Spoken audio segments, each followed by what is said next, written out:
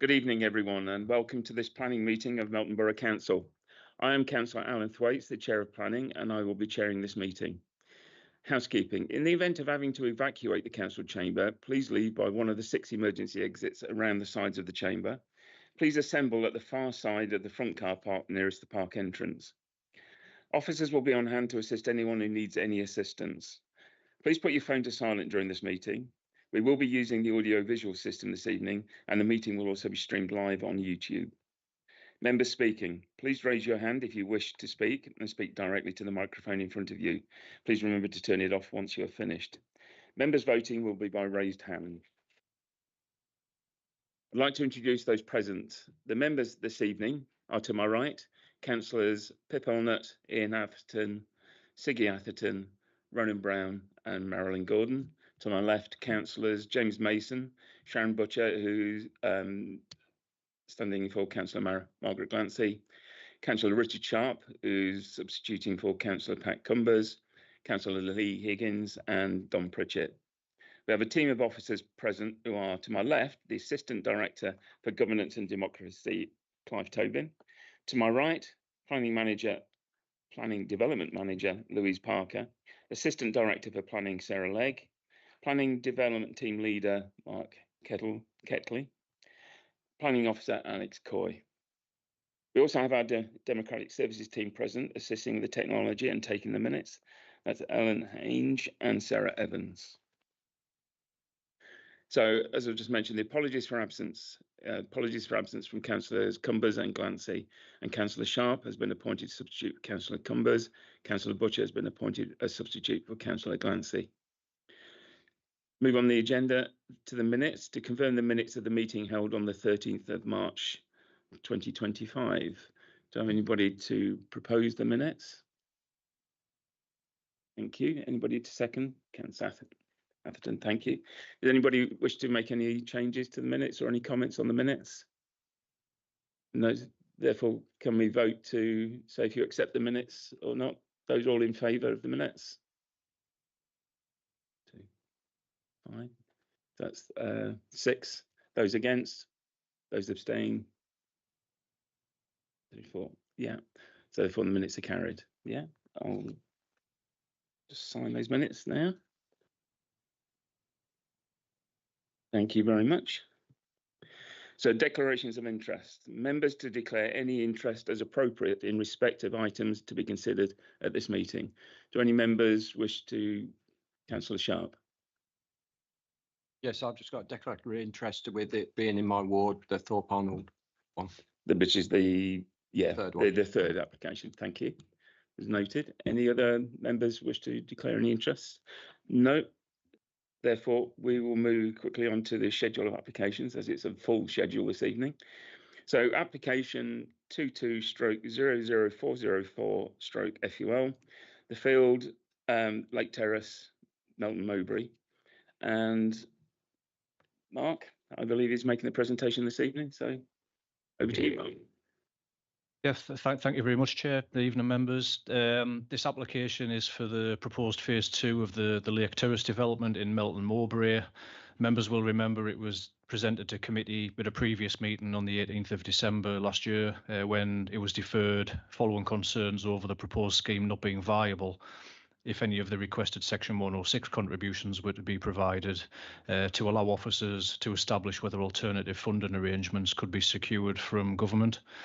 Since the December committee meeting, officers have engaged with civil servants at the Ministry for Housing, Communities and Local Government, MHCLG, to establish what, if any, potential funding opportunities might be available to help bridge the gap between the requested Section 106 amounts and the applicant's viability position of not being able to meet any of those, either in full or in part. The guidance from MHCLG, which we've received, is that should planning permission be granted for the proposed development, the applicant would have an ability to apply for potential funding support from 2 possible initiatives. The first of those is the Housing Delivery Fund, which is a joint initiative between Homes England and Barclays Bank, with development funding available to help accelerate housing delivery, and part of that is support the delivery of infrastructure in association with such housing development. The second potential funding source is the government's Affordable Homes Programme. As the name says on the tin, that's specifically in relation to affordable housing delivery. In either scenario, the applicant would have the ability to apply, but only following the grant of planning consent. So it's not something that can be required prior to a decision being made. I'll just go back over the presentation that I gave members in December. I'm conscious that through the passage of time, you probably need a bit of a refresh. So I will go through the proposal again. The slide in front of you on the screen identifies the application site, which is identified in red. By bearings, the town centre of Melton Mowbray is obviously off to the east of that particular slide. The wider area enclosed by the blue line is other land within the ownership of the applicant. The Phase 1 Lake Terrace development area is to the immediate south of the red line boundary, and partly crossing over the railway embankment that cuts through the site from southwest to northeast. The area of land also to the west of that railway cutting is the area for proposed flood alleviation works. They have been granted planning permission already through a separate application, and I will come on and explain that in more detail in a moment. If we just move on to the next slide, please. So just to summarise the key components of the proposal, it would involve the construction of 70 dwellings consisting of a mix of 1, 2 and 3 bedroom properties, which would include 10 2-bedroom bungalows. Those bungalows would be a combination of what are called M42 standard bungalows, which are properties that are fit for purpose for older persons and adaptable as they grow older, so that they can continue to live in their own homes with adaptable requirements.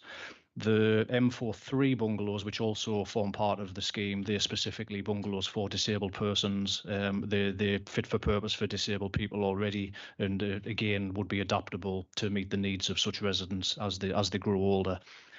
10 of the properties would also be affordable, which equates to 14.3% of the total number of units on the site. That exceeds the 5% minimum affordable housing policy requirement in this case. And of the 10 affordable properties, 4 of those would be 1-bed starter homes to be sold at a 30% discounted market value. 2 of the affordable properties would be 2-bed houses specifically for affordable rent, and the other 4 properties would be bungalows again for affordable rent.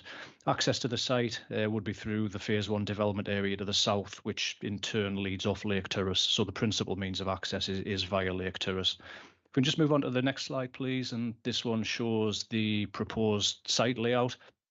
So appreciate that's quite a busy slide, but basically it shows the proposal for the 70 dwellings that we mentioned. Access coming in from the south off the Phase 1 part of the development into what's partly a green area at the entrance to the site. That green corridor would continue northwards up to the boundary with the river and the embankment. So you would have a green corridor running through, and then either side of that would be the pockets of dwellings, generally centred around small cul-de-sacs or courtyard areas, as you can see, which would in turn would lead off a central access road running southwest to northeast through the site. The clusters around about 8 properties per cul-de-sac, as you can see on that plan. Each property would have its own private garden spaces, private driveways, and also there would be communal refuse collection points at the point where each cul-de-sac exits onto the central access road within the site. If we just move on to the next slide, please, and I'll just start to touch on some of the flood defence measures that are being put in place with this development. So this is a typical cross-section through the site and shows one of the 2-storey houses on the far right.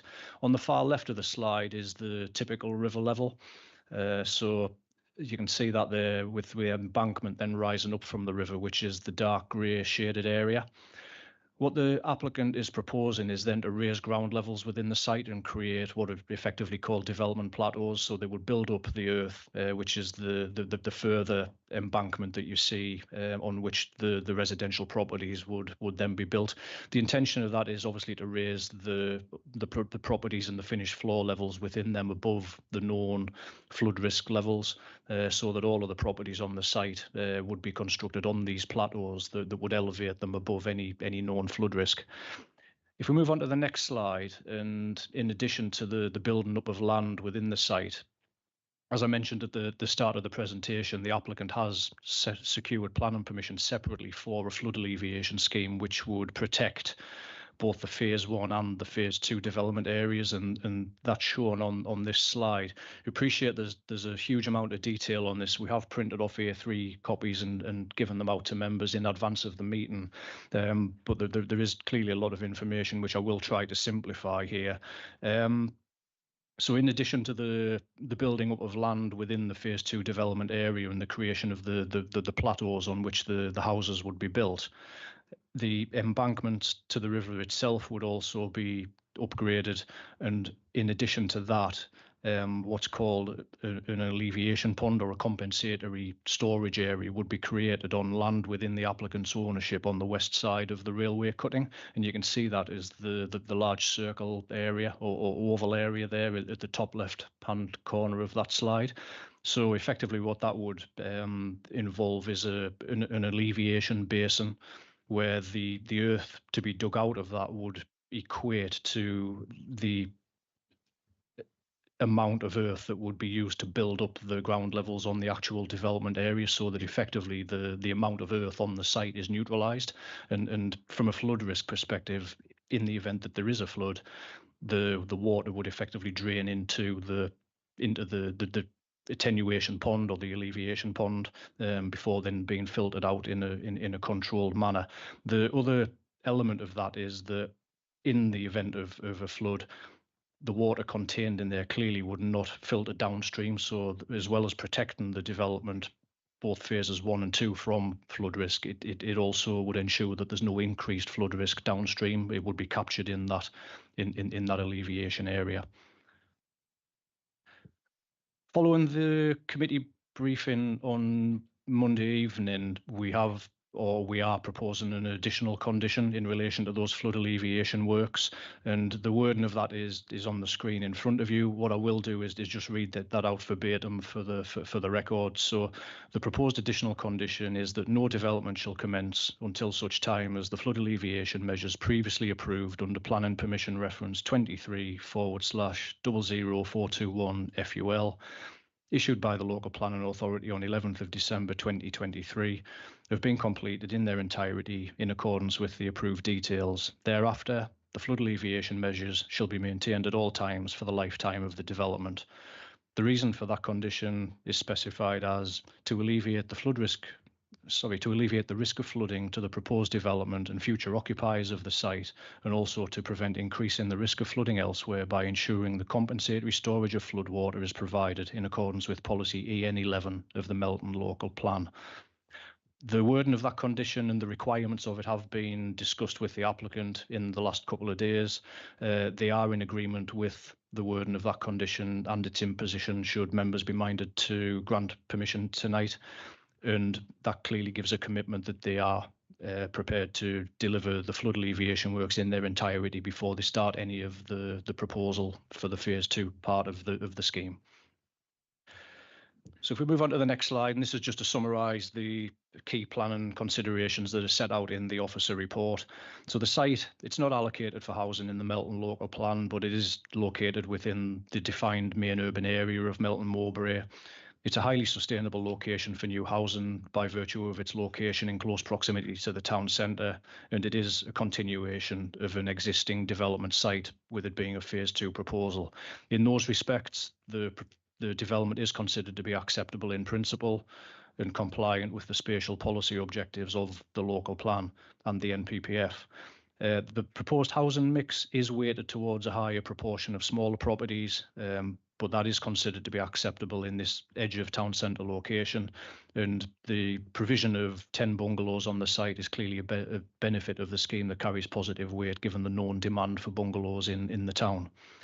10 affordable properties are also proposed, as mentioned earlier, and that exceeds the policy requirement of 5% in this case. Just move on to the next slide, please, which is the final one. So the layout, the scale and the design of the proposal is considered to be acceptable, and there are no objections from any of the technical or environmental statutory consultees. In relation to the deferment in December, the proposal would still not make any financial contributions at this time towards infrastructure requirements and is therefore in conflict with policy IN3 of the local plan. However, a departure is considered to be justified for the reasons that are set out in detail in the officer report. It's therefore recommended that the application is approved, subject to the conditions that are set out in the committee report, the additional condition which was read out earlier in the presentation, and subject to the Section 106 agreement, which would secure the affordable housing on site, and also a late stage viability review mechanism to capture any abnormal underspends during the development and or any potential funding support that the applicant may secure from Homes England. Thank you, Chair. Thank you, Mark. Do any members have any questions for clarification? Councillor Arnold. Thank you, Chair. May I thank the officer for the report and the developers for their responses as well. Now, my questions are these. At the briefing on Monday, I did ask the question apropos the technical consultees' responses, in particular the Environment Agency, and I posed the question, and I think Councillor Higgins will remember this. We have both heard at 2 meetings now that there's been a refreshing of the hydrological mapping and survey across the whole of England. And my question at the briefing, and I repeat it now because it's in public domain, is whether the advice that's contained within this report was before that remapping or after it, on the basis that perhaps the remapping could show that the various zoning of the flood areas had worsened rather than abated. So that's just a question, really. I'm not making any assertions. Now, the other thing is this. If we can go back to the slide which shows the plateau, the cross section, could we do that?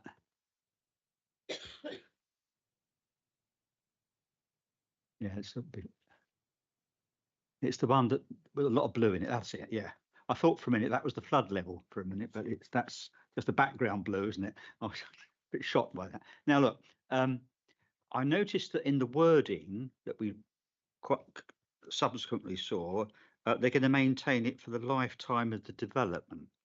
Now, I take it that means the lifetime of the existence of the buildings, not the time it takes to develop the buildings. I hope it means that, because my question was going to be about the riparian duties of that flat bit immediately above the water, and whether there would be any restrictions of access. So we're very keen on navigating the River Eye. I'm sure Councillor Brown Butcher will confirm that. So I think that's a little I that needs to be dotted, and in keeping with all green open spaces, I want to know what the future is for that, because I don't want, when this company, when the shareholders and directors of this company retire on their profits and go to the Bahamas, I want to know that the successor authority will still be maintaining that piece of land. So that's a question. It may be a question for the legal team and also the developers. I mean, it looks good. I'm not knocking it at all. It does look good. And I'm pleased that my friend Councillor Atherton's point has been picked up. I won't steal his thunder, but I'm very pleased with that. I do have a small complaint about receiving these hieroglyphics. It's a bit difficult to understand, and it can't really, but that's a small point. So yeah, so that's it on flooding. I'd like to come back on some other points later. Are you okay to answer the questions for clarification? Yes, thank you, Chair. I mean, I will defer to my legal friend in relation to the last of Councillor Allen's questions, but it's certainly in relation to the other questions. Firstly, the reference to the lifetime of the development in the condition does mean the lifetime that the dwellings exist on the site. So hopefully that just clarifies that particular point. In terms of the Environment Agency's remapping, the Environment Agency's comments on this application were provided prior to the recent remapping exercise. However, the site was previously mapped as being partially within flood zone 2 and partially within flood zone 3, and the remapping hasn't affected those flood zone categorizations, so it's still partly flood zone 2 and partly flood zone 3 as we sit here tonight. So the overarching assessment hasn't changed. Just in addition to that, the alleviation works, which, as I say, have already been granted planning permission through a separate application and would be linked through the proposed additional condition, that's been designed to account for the 1 in 100-year flood event plus 30% climate change. And the effect of that is that once those works have been completed, they will have the effect of creating flood zone 1 status across the whole of the site, both the phase 1 and the phase 2 development areas, which is the lowest level of flood risk. Thank you, Chair. Are there any other members that would? Councillor Siggy Atherton. Thank you, Chair. Mark, could you explain to me what you meant by communal refuge points, please? Exactly what it entails, please.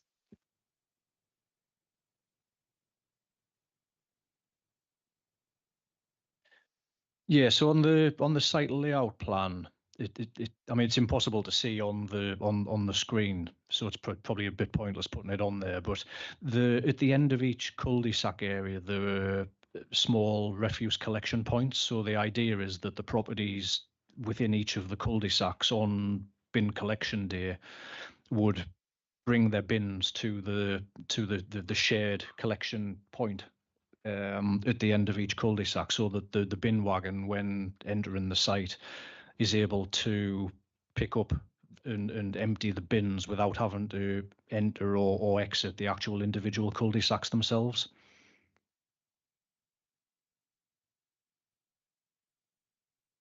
So if there are some disabled people, what's the distance they would have to move the bins for them to be emptied and then bring them back? Because you said some of the houses are suitable for disabilities, wheelchair access. That's going to be extremely difficult. Although I would assume it's not something that would change from the point of purchase to. I know this is in other estates, but sorry, Karen. No, Chair, you're right. I mean, I believe that they would actually be able to apply to the council for assistance or from the bin collection service. But I think in answer to the question about distance, each cul-de-sac, has roughly a depth of, probably 40 to 50 meters, so probably less in some instances, so when we're not talking significant distances to get the bins to the collection points. Councillor Higgins. Thank you, Chair. I don't know if my friend to the right of me is going to ask a question, so I'm not going to ask what he was saying earlier, but it's a very good question, so please ask it. But can we go back to the slide that Pip had on with the yeah.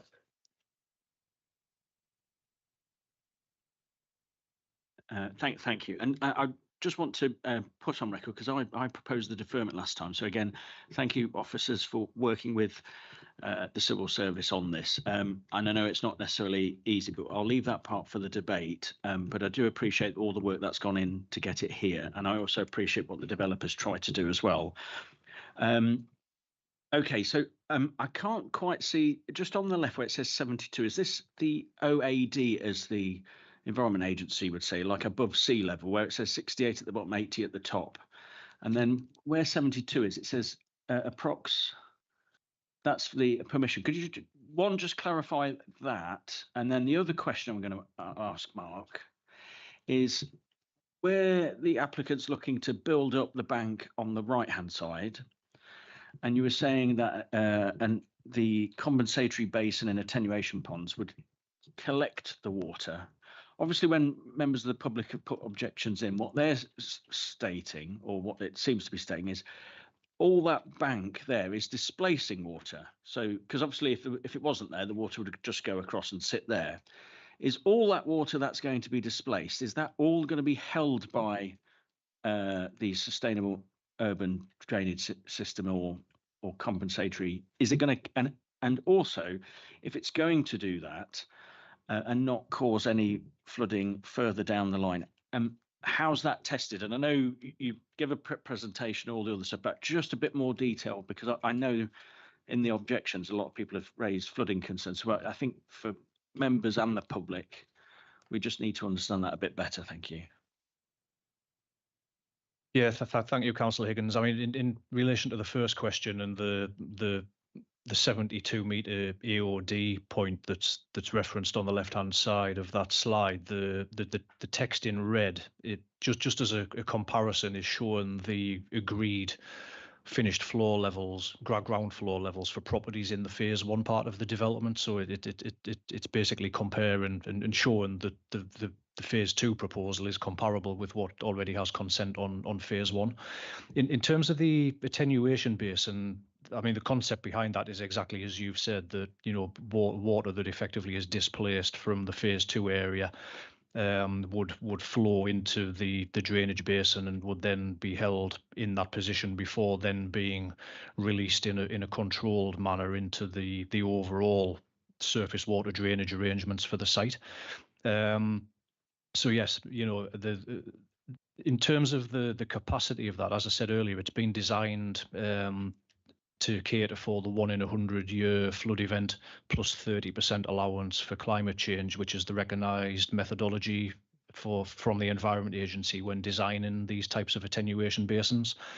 And I'm not going to pretend to be an expert on this, but I understand that as part of that exercise and the design approach to it, there is hydraulic modelling undertaken by the applicant's drainage consultants, which the Environment Agency and the lead local flood authority will have had sight of, to understand in modelling terms how the flow of water would ultimately end up in the basin and then how it would leave the basin. And both the LLFA and the Environment Agency have confirmed to us in consultation that they're happy with the proposals. For clarification, yeah. Clarification. Just one point for clarification. Just obviously the 1 in 100 year that we all say, the Environment Agency uses that language, and as I think members of the public and officers know, that doesn't mean it's going to flood once in 100 years, but it's a dreadful term of phrase, so to speak. So I just want to make that clear, because lots of people say, well, I've seen that flooded about 3 times the last 5 years. And yes, you will do, because it's 1% on any one day. I wish the Environment Agency changed that wording, but that's that part. Just going on to the point you were raising in terms of the holding it back, is there like a technical document that you've had from the applicant about that and it's been passed off? Thank you. Yeah, thank you, Chair. There was a technical detail document submitted with the application for the flood alleviation works, and that formed part of the approved documentation. I mean, that was a 60-page document which talks in very technical terms about the concept of what they're trying to achieve here and ultimately how it would function in the event of a flood. So again, the Environment Agency and the LLFA both had sight of that document, and they have confirmed that they're happy with the methodology and the design approach that's been undertaken.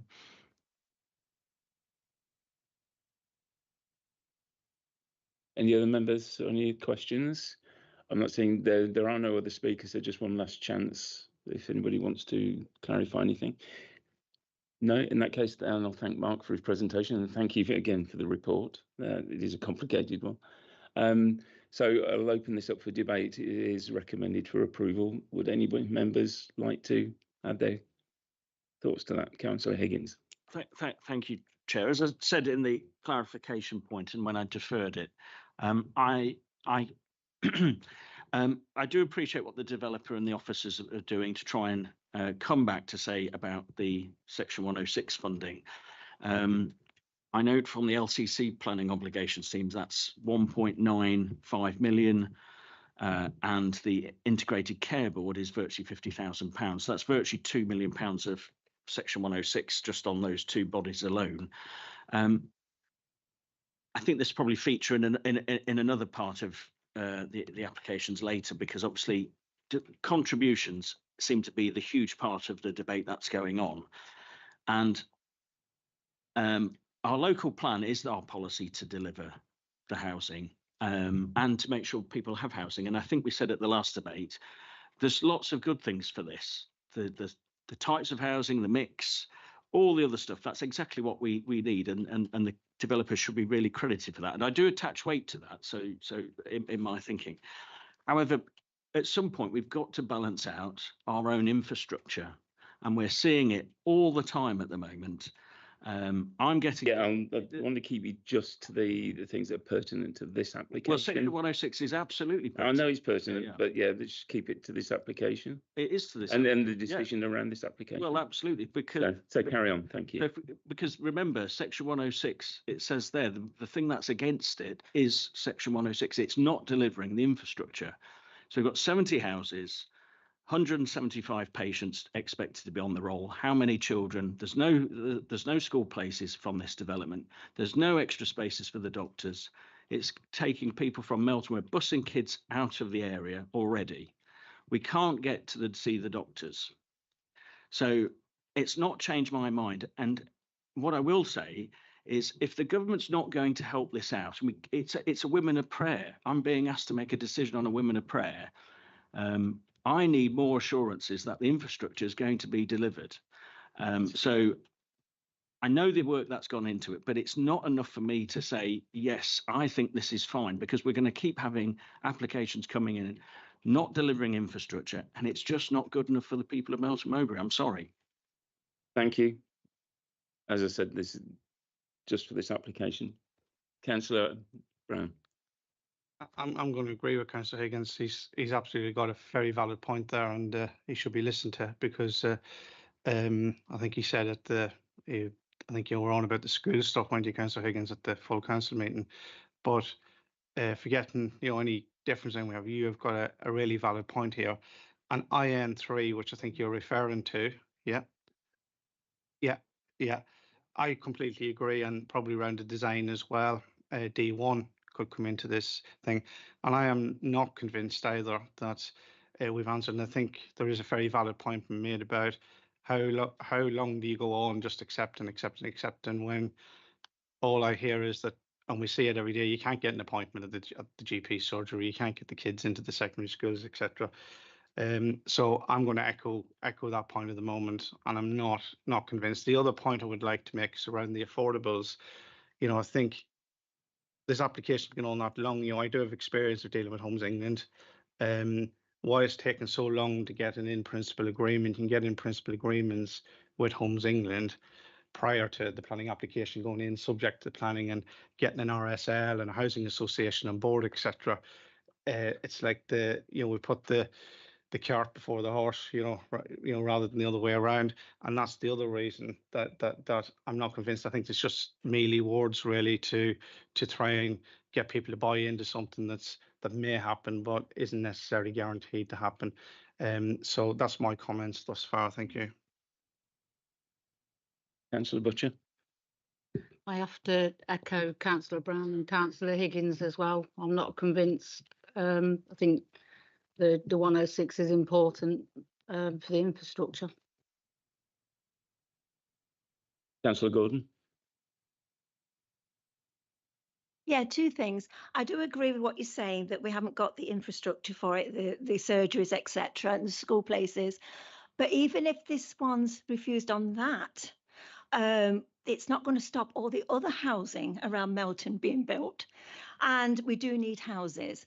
So I think we have to look on that, because whatever happens with this one, it will still carry on with the housing development. Now, the second thing I wanted to ask is, was to do with the affordable housing. Now, on the phase 1, It's, as it says in here, I've written it down, it's 100% affordable housing able to support an S106 agreement, which they paid, the applicants paid £799,500, having benefited from Homes England grant funding scheme. Now, that doesn't mean to say that phase 2, they may not get it, because they might. They got it this first time, so they should be able to get it perhaps the second time as well. So I think we have to be a little bit positive, but look at both sides. I mean, I haven't made up my mind yet, but I think we have to look at both sides and try and get a balance. Okay. Councillor Arnold. Chair, can I just refer everyone to page 20 of the report at paragraph 7.25. I think I'm reading this right. This is the amount of cash that is going to be available for under section 106. That's correct, isn't it? I've understood that table correctly. Yeah, Chair, that is the total amount of section 106 contributions that has been requested. Thank you, Chair. So, as I understand it, that's just shy of £2 million, which doesn't come out of any developer's profit. It goes onto the price of the houses when they're sold, about £28,000 a property. So, in the real world, 106 money comes as a surcharge on the purchase of the house. It actually makes Donald Trump's tariffs look a bit tame, doesn't it, actually, if you look at it that way. But be that as it may, and it is, looking at that block, that analysis, there is provision for education. What there isn't provision for is doctor's surgery on that table. I'm being frowned at, but I mean,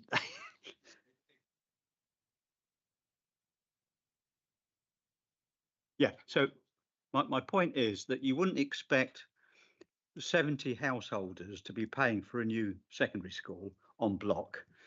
It's a contribution. It's a contribution. So there are contributions towards a variety of things there. Now, it might be a legitimate thing to argue that we don't really need 2,000 quid for the libraries as such. And one or two other things, the travel packs, what we could do with is a contribution for a doctor's surgery. The reason why it's not there is because these are all county council things, right? So they have a seat at the table when it comes to 106, over which we have very little control, it seems to me. It's the 106 system that's not quite fit for purpose. So there is cash for schools and other things. I'm being, what does that say?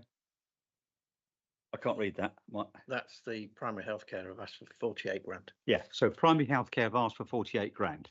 So all that's missing is the primary healthcare. Now, I don't know, Mr. Chairman, if we're allowed to vary this list in our decision making, or whether that would set palpitations running through the officers. It might do.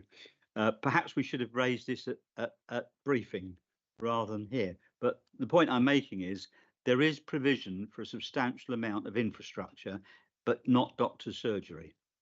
That's the point I'm making. Thank you. Councillor Atherton. Just reading through the sections again relating to section 106 payments, I admit to being a bit confused. I thought we were guaranteed these payments, but the more I read it, the more I believe they may be conditional upon the grant monies being made available. Could you just clarify that for me, please? Yeah, Chair, just to clarify that. So the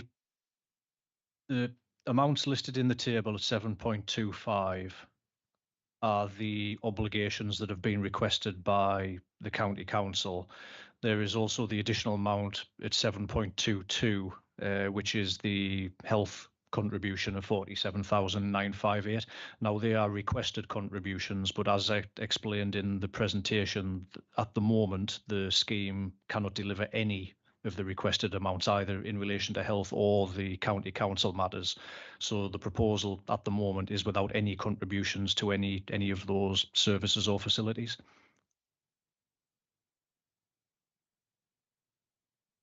This paragraph about it's the penultimate paragraph on page 13. Should it therefore be the case, etc., etc., and then you come down to the second compound sentence beginning the recommendation and finishing with the words would be captured. Now, I was struggling with that sentence, I have to say, because I thought that sentence was saying that those things would be achievable. I thought that's what captured meant in that context. So I'm a bit askance at this.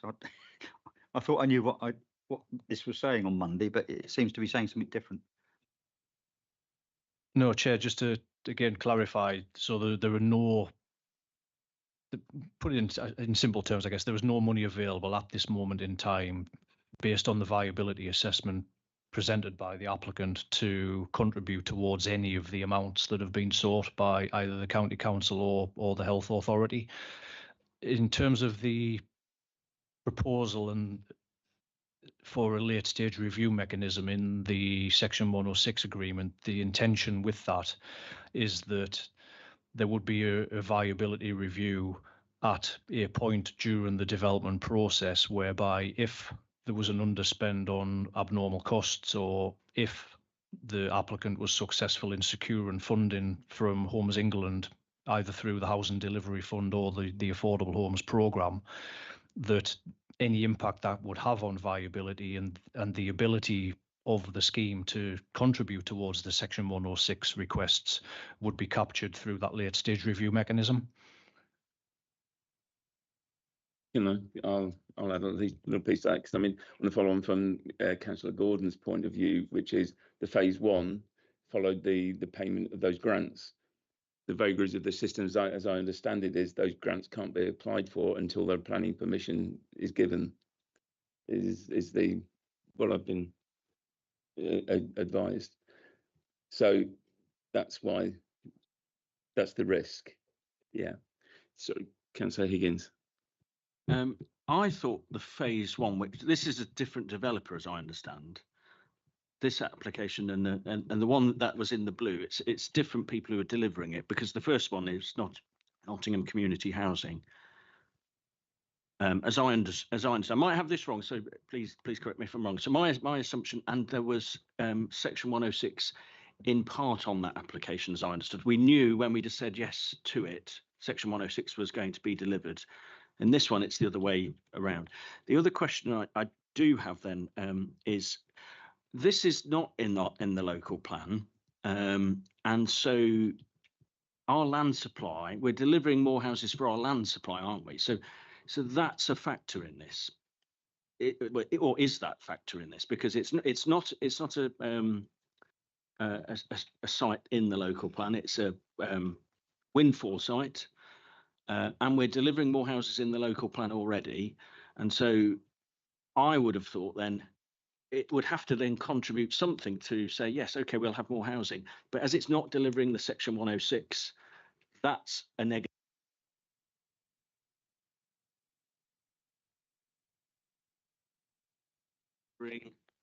A good housing mix. So that's on the positive side. That's the way I'm sort of seeing this debate here for me. But I'm thank you, Richard. I'm really struggling that it's not going to deliver the school places and the doctors' places. That's my big concern. And so, Pritchett.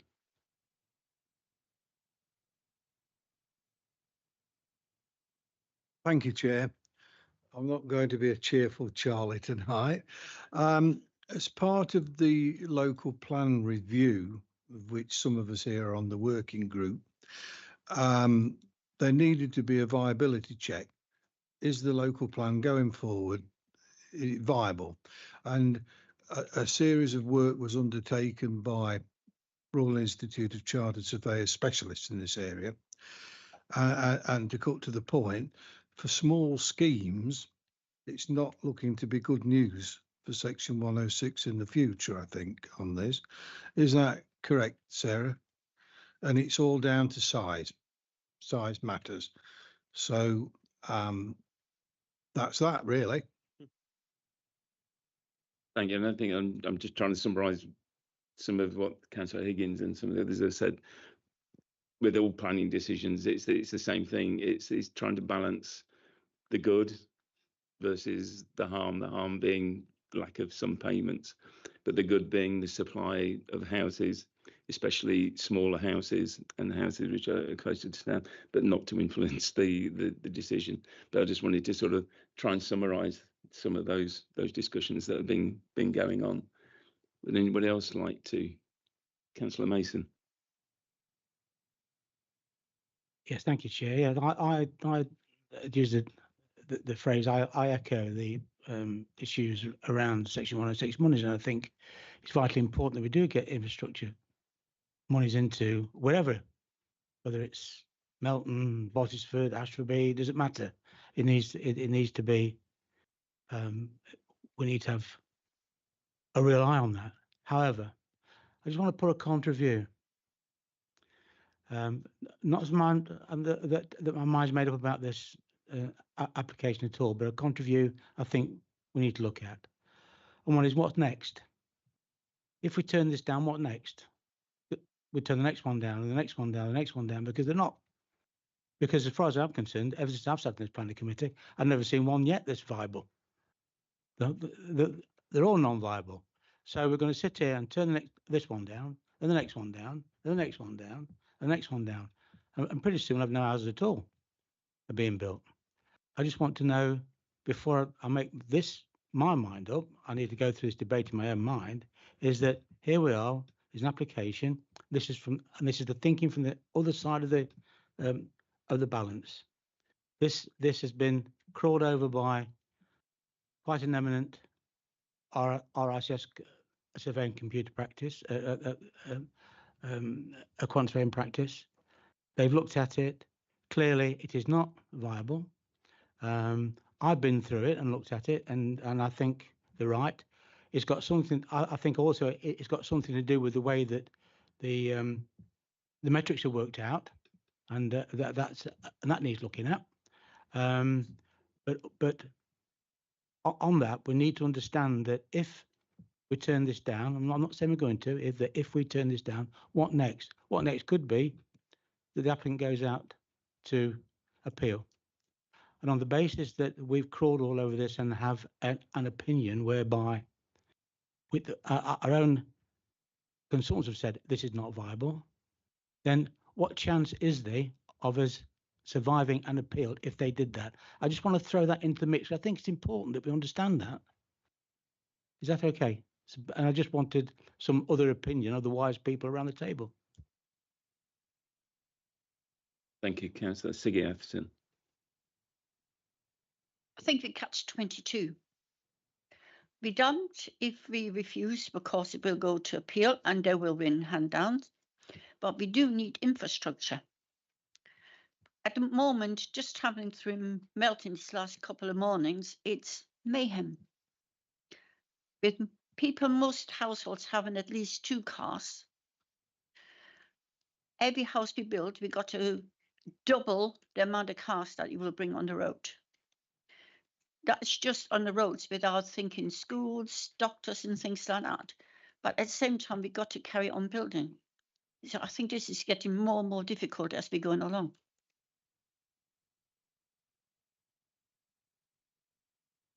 Councillor Higgins. Yeah, I'm gonna propose a refusal, and the reason being is I think this has absolute merit. So before anyone goes with my proposal, I'm not saying it lightly because it has some really good parts to it, and it's the balance. But trying to move it on, I don't believe, as this site is delivering infrastructure, as our housing land supply is, we're more than sufficient at the moment. It's not in the local plan. It's not a site in the local plan. The site is obviously not sustainable, and that's where that's what the reports are saying. And due to the lack of contributions in the central infrastructure, It's therefore contrary to the local plan policy SS1. It lacks contributions, so it's a significant conflict with the local plan policy IN3, which is the council's developer and the council developer contributions SPD, which is the supplementary planning document. The parcel of land is not in our local plan, and therefore I don't see the reason to depart from those very well placed policies at this stage of the local plan while we're delivering the housing in our local plan, and it's a sustainable plan. And the people and the homes are entitled to have their children schooled in and around Melton and to see a GP. And so I'm proposing a refusal on those basis. Obviously with the national planning policy framework, I don't believe then it's sustainable. Really, the government needs to step in and sort of help the developer, but I can only go what's in front of me. And at the moment, it's all ifs, buts and maybes. So no contributions, not sustainable. I'm proposing refusal. Do we have a seconder? Councillor Butcher, seconds. Any to make any comment on the proposal? Question, Chair. Are we going to be able to hear from the developer tonight? We're not.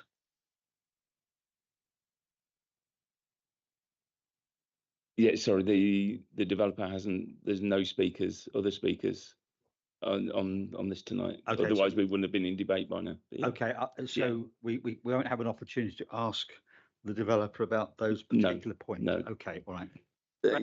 You just want to get a clarification of the reason for refusal, just to make sure we have the wording fully correct. Louise? Yes, if you could just repeat your reason again, please, Councillor Higgins, to make sure we've drafted it correctly. Thank you, Louise. The application is not sustainable due to the lack of contributions for essential infrastructure and is contrary to the local plan policy SS1. The lack of contributions is in significant conflict with local plan policy IN3 and the council's developer contributions supplementary planning document. And it's because there is no contributions being presented. The parcel of land is not in the local plan, therefore I don't believe, I don't particularly know if that meets the NPPF or another policy, but it's not identified in the local plan either.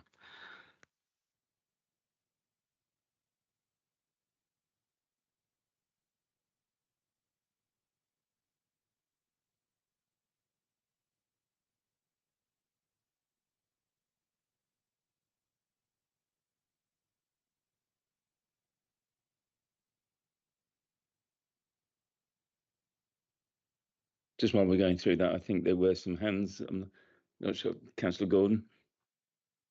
Yeah, I'd like to say that I think the housing mix that they've got is very good for Melton, and I think a lot of people would be able to afford it, and especially with the bungalows and with the people with disabilities, they've catered for more or less everyone. And but also as well, it follows on from phase 1, and it absolutely is just I could put it, a mirror, if you like, to us in a sense, that it fits in. Anything else wouldn't fit in because phase 1 is just right for the area there. So phase 2 to follow on is right at that stage as well. And that's what I believe. Thank you. Thank you, Councillor Gordon. Councillor Pritchett? Is there something of a precedent principle being set here? So the next one that doesn't have any contributions, whether it's Pottersford or Melton, will be rejected? As we were told many times, every application has to be treated separately and as a new application. So no, there isn't, shouldn't be considered that there is a precedent being set by that. Councillor Higgins? Just a point of clarification there for Councillor Pritchett and any members. That's why I've mentioned it's not identified in the local plan. So this is a site not identified in the local plan. Might be different if it was a particular identified site.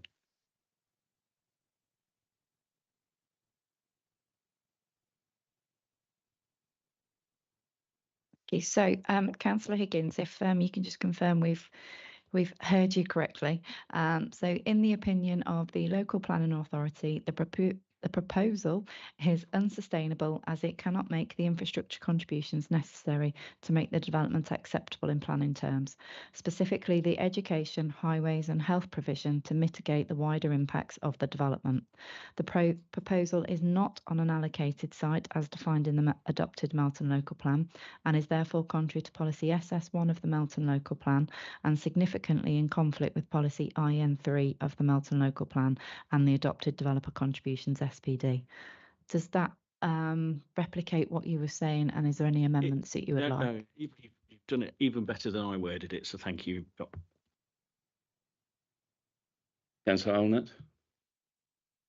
Yeah, I'm not quite certain how I'm going to propose this, but I would like to see some sort of amendment whereby if this is lost on appeal or the motion is lost, that in our hope list, because we're told it's a hope, it's not a guarantee of section 106 items, I want to know if we are able as a committee to say, well, actually on reflection, what we would like to see is the reference to the strategic road contribution, Melton Mowbray Distributor Road, of £843,000 to be reduced by the amount that the is being requested as a contribution for I think it's for patients, £47,958.37. Mustn't forget the 37 pence. So the reason for this is that the request for this money for the Melton Mowbray Distributor Road must bear in mind that the County Council turned down a grant of £18.5 million for the Melton Mowbray Distributor Road.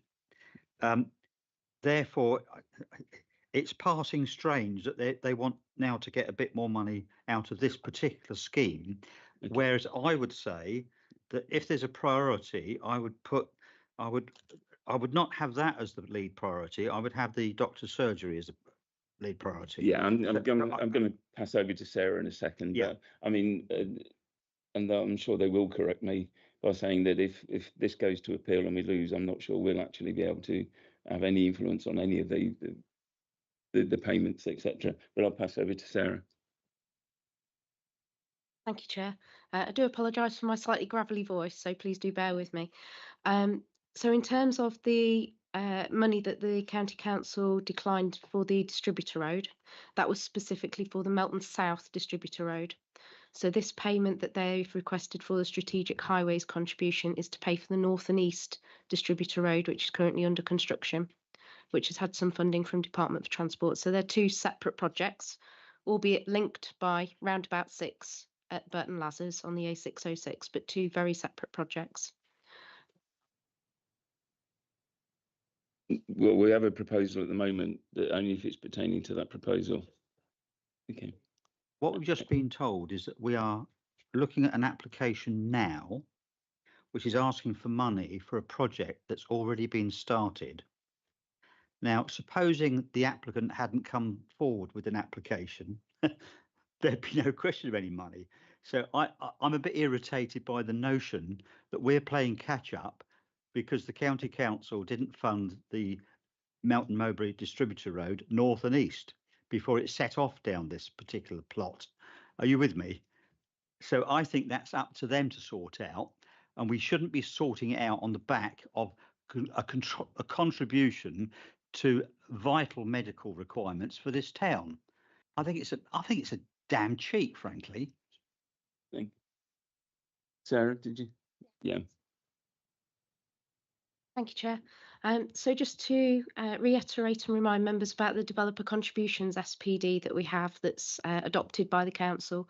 So that does prioritise the strategic highways and education above anything else, and that includes affordable housing and NHS contributions. So that is the table of priorities that the council has signed up to in terms of that adopted SPD.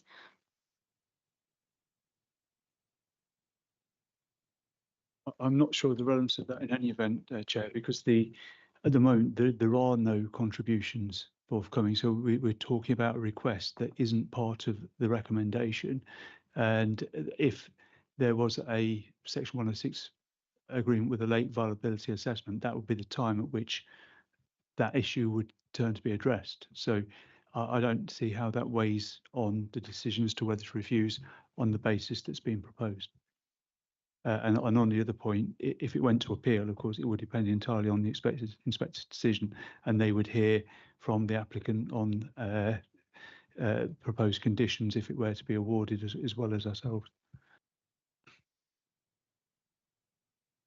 Councillor Gordon, relating to the motion, the proposal that we have, yeah. Well, I think it is. What I want to just say is that if this does go through, that there are a possibility of 2 funding streams that the applicant can apply for. One is the Homes England, obviously, that they've had before in phase 1, but there's also another one which I can't find. It's in the report, and I'm sure the officers would be able to tell us. Thank you. Yeah, I think as we said that they're unable to apply until the permission is. Now I've got several hands. Councillor Mason, next. Councillor Atherton first. Can I ask a procedural question, please? If we were to put a condition on, if we're able, to say that should we approve the application tonight, that we revisit the application once the developer has applied for grant funding and got the response back. If the response is positive that they're going to get the grant funding, if I've read the document right, then Section 106 becomes a goer. If the application for grant funding fails, then the scheme is unviable, and at that point I think we've got the evidence to either approve or reject the application. Can we do that? And as I understand it, and again I'm sure I'll be corrected, is the fact that it's the chicken and egg. You can't apply for the granting until the planning permission is given. Yeah, but what I'm saying is, if we approve it tonight, can we put a condition on that says we revisit it? I'm seeing heads being shaken, so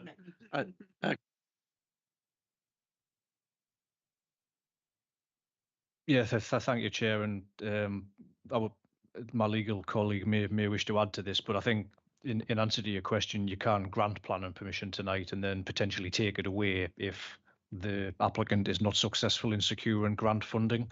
I think what I would say is the proposal in terms of the late stage review mechanism in the Section 106 agreement is the best that we're able to do should members be minded to grant permission, which, as we've said before, it would capture any impact that any potential grant funding would have on the ability of the scheme to contribute towards the Section 106 contributions.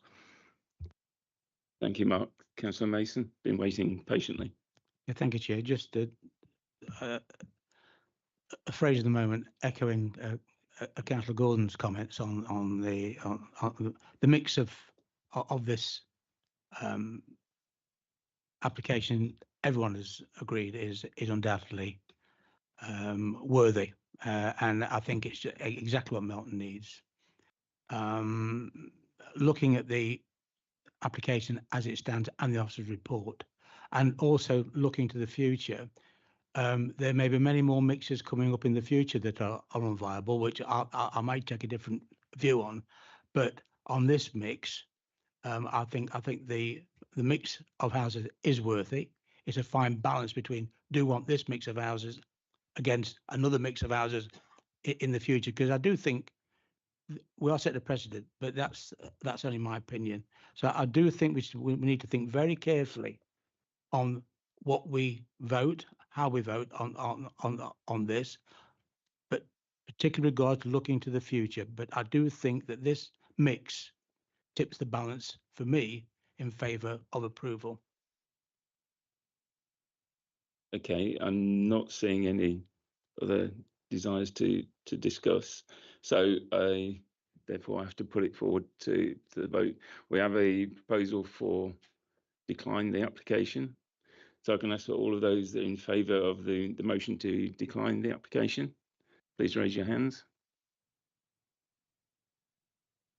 Those three. Those against the proposal.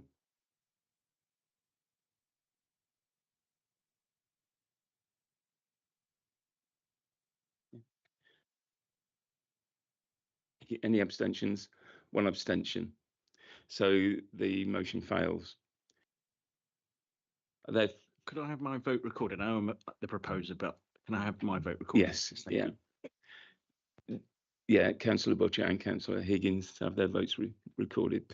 Therefore, can I ask, can we move straight on to a proposal to accept the Councillor Gordon? Yes, yes. Yes, I want to put it forward to accept the application. Absolutely.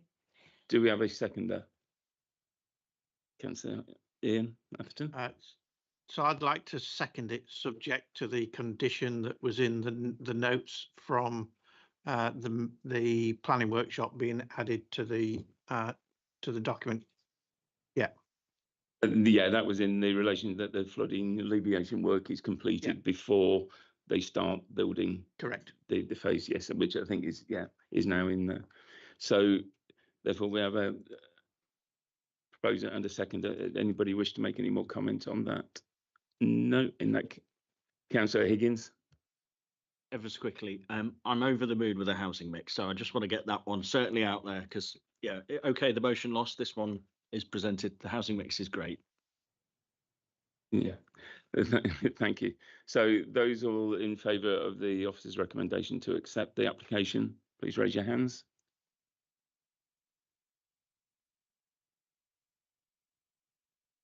Yeah.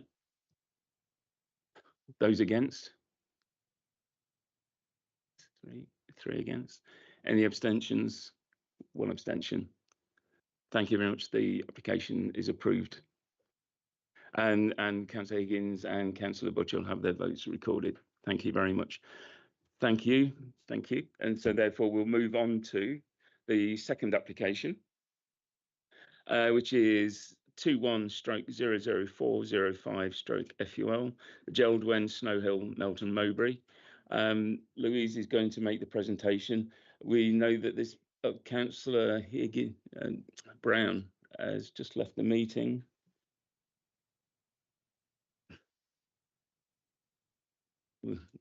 Without any request, so we will carry on, but if he doesn't return, he will not be able to vote.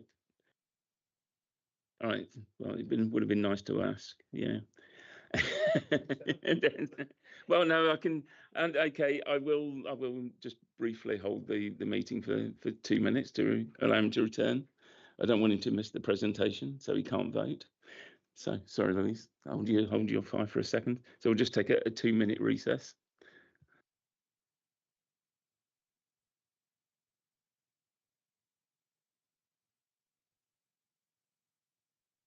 Yeah, okay, we'll call it a 5-minute comfort break. So we'll return at 19:15. Yeah.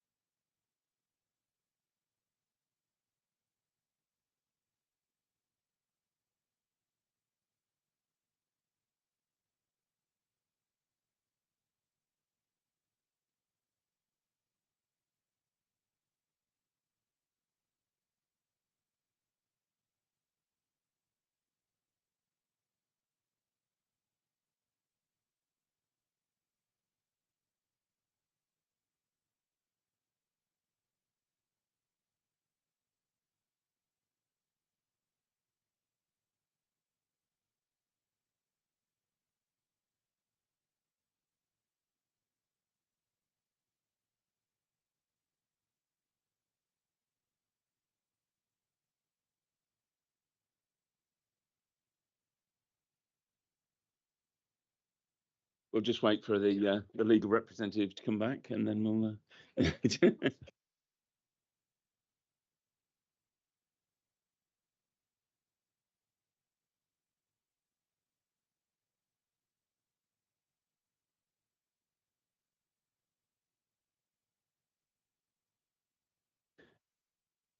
Okay. Okay. Now we're back to full quorum. If I can bring the meeting back to order. Now we're all refreshed. I was about to say, Louise is going to make a short presentation, but obviously we've had the normal briefing on Monday, and we had a technical briefing prior to that. So there is a lot of information that we as a committee already have, which may or may not be mentioned as we go through the debate. But I'd like to hand over to Louise. Thank you, Chair, and good evening, members. So yeah, hopefully this will be a relatively short presentation for you. This is a full planning application on the former Geldwyn site at Snow Hill in Melton. Members have a sample of some of the submitted details following the request at briefing.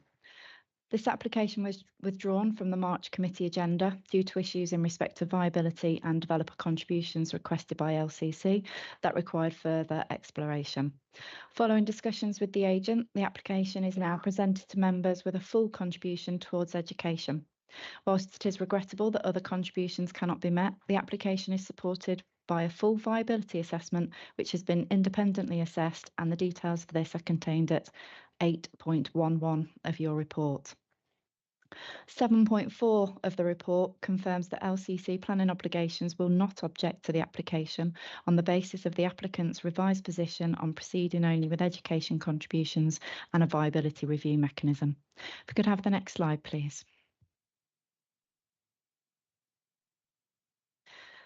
So the key components of the proposal, as I set out, it's a full planning application for 298 dwellings, including public open space, landscape, access and associated infrastructure.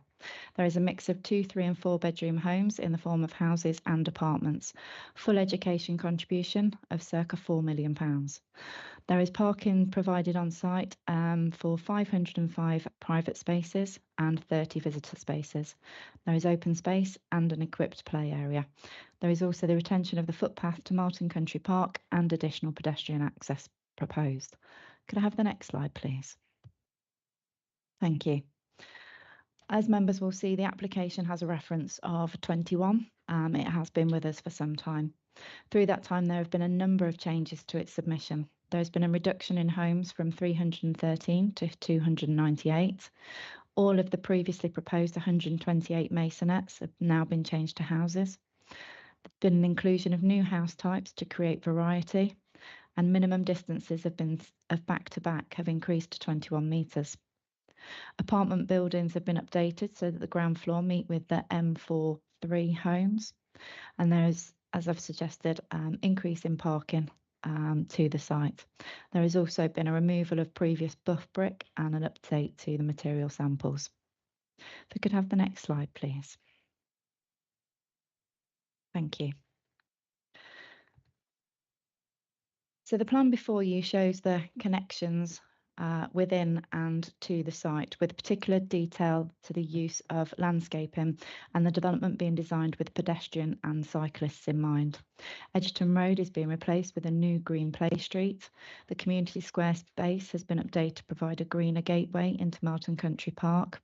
There are tree-lined pedestrian routes proposed between the town centre and the country park, and there is a new pedestrian access which will be created and leading onto Kings Road directly from the site. If I could have the next slide, please. During the consideration of the application, a number of changes have been made, as I've suggested. This was to materials and the layout of the proposal as a whole. The development is proposed with the creation of zones in mind. Such zones enable a person to know where they are in the development and also allows the development to respond to the different site conditions.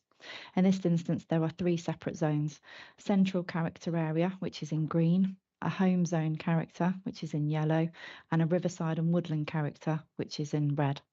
If we could have the next slide, please. The central character area is focused around the primary and through routes and is characterised by avenue of trees with green planting zones, a variety of 2 and 3 storey houses, again to give variety, 2 red brick tones, and also brick detailing arched doorways referencing the local area. Could I have the next slide, please? Thank you.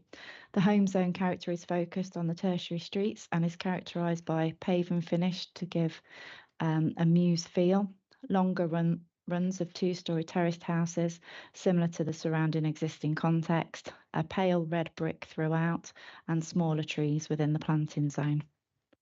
Can I have the next slide, please?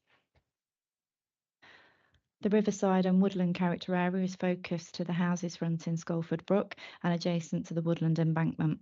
This zone is characterised by softer landscape with existing mature trees in riverside and woodland setting, horizontal black timber effect clad houses with red brick bases, and a variety of pitch types to add interest.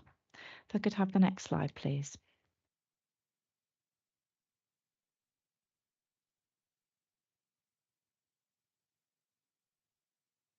Sorry, technical glitch there.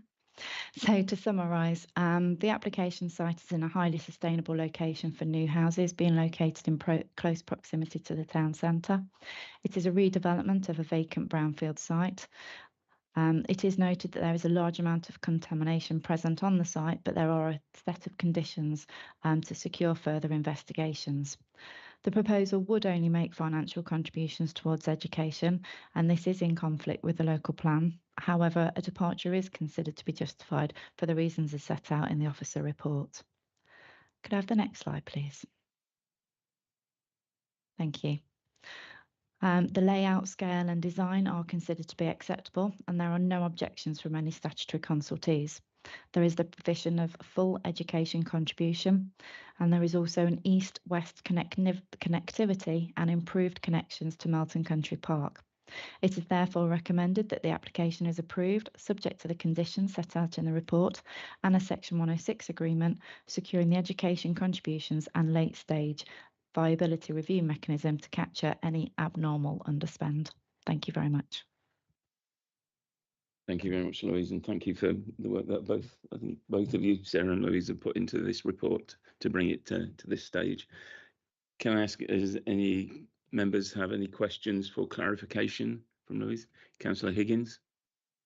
Yeah, thank you. I asked at the briefing, was the ICB also around the table when these negotiations were happening?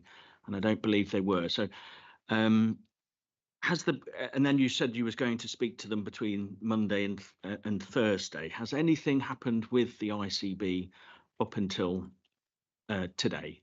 And what are their comments on that? Because obviously they're asking for 197,000.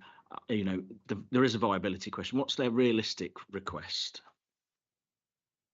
Thank you, Councillor Higgins, and apologies that I missed that update.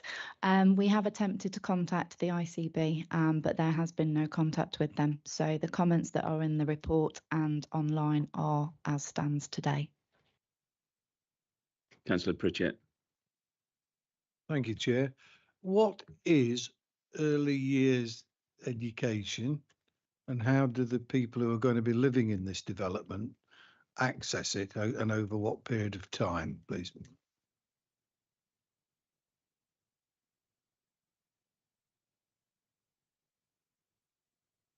It's preschool and it's under 5 years old. I mean, the money's being asked for by the county council. How is that money dispersed, and how is the service guaranteed? I do appreciate nursery is education as well, but I'm just interested in the link between the county council education and private, non-county council provision. Councillor Brown. Yeah, sorry, I do know a little bit about it. My wife obviously works with the county council, and it's basically if you look at the early help centres that they have, and then those who are vulnerable are then placed in nurseries and have to buy places, etc. So everything from looked after kids, safeguarding, all that sort of stuff. The county will have a nominal bill, as will most local authorities across the country who are unitary. So they'll use that money to place people and get additional places for under fives and each age, 0 to 3 and then 3 to 5. There's different criteria, etc. done. Yeah. Thank you, Councillor Brown. Councillor Higgins. Yes, it was because I wasn't on.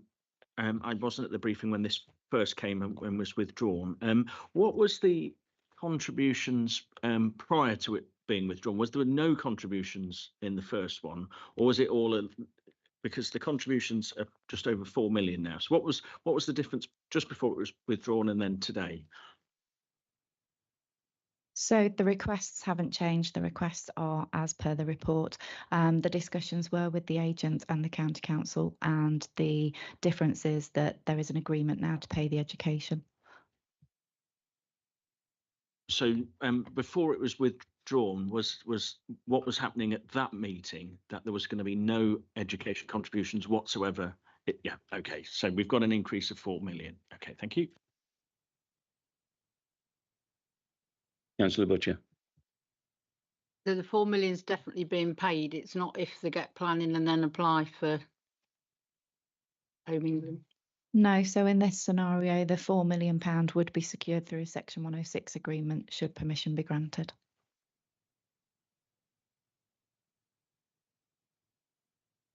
Not seeing any eager hands here. So we do have one speaker this evening. Well, or two actually, but taking the same amount of time.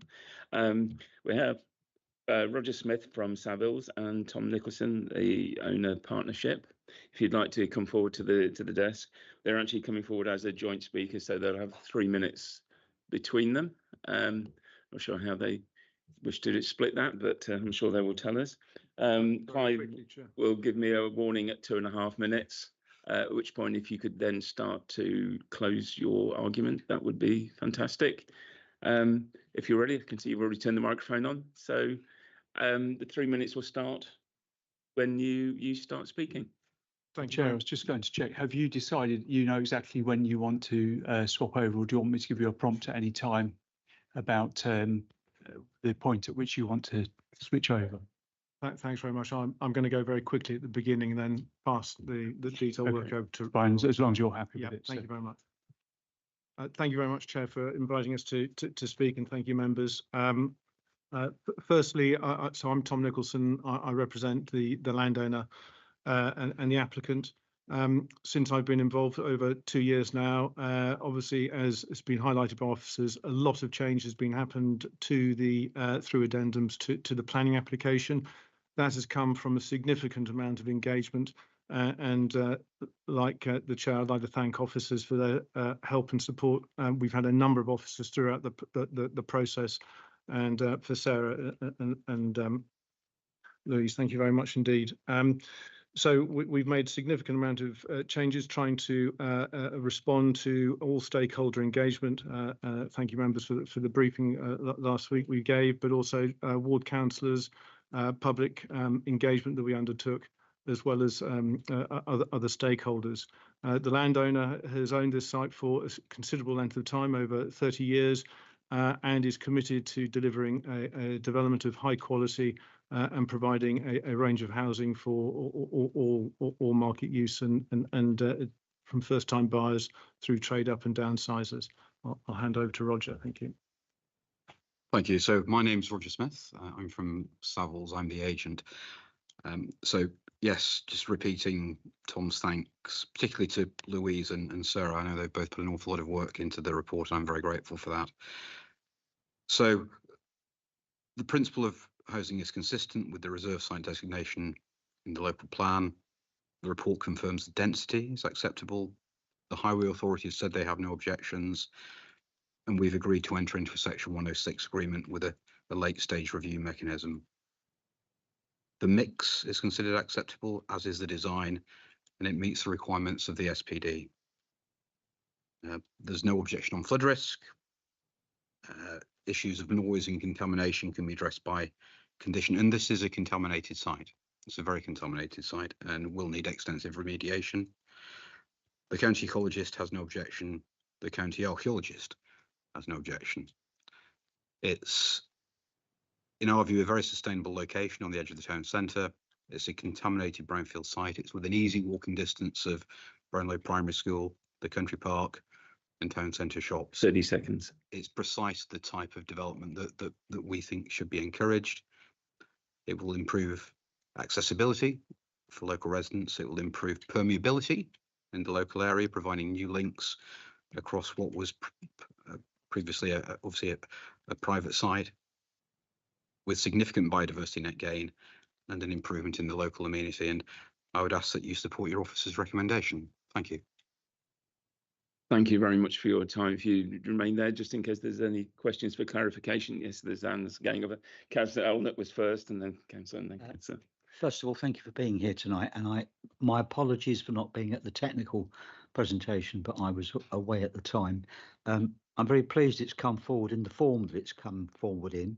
It sort of fits my hope of 2 years ago, and I know that my colleagues who are not on the committee tonight, because they are the ward members, and therefore we can't mix our roles, are very pleased with what they've seen so far.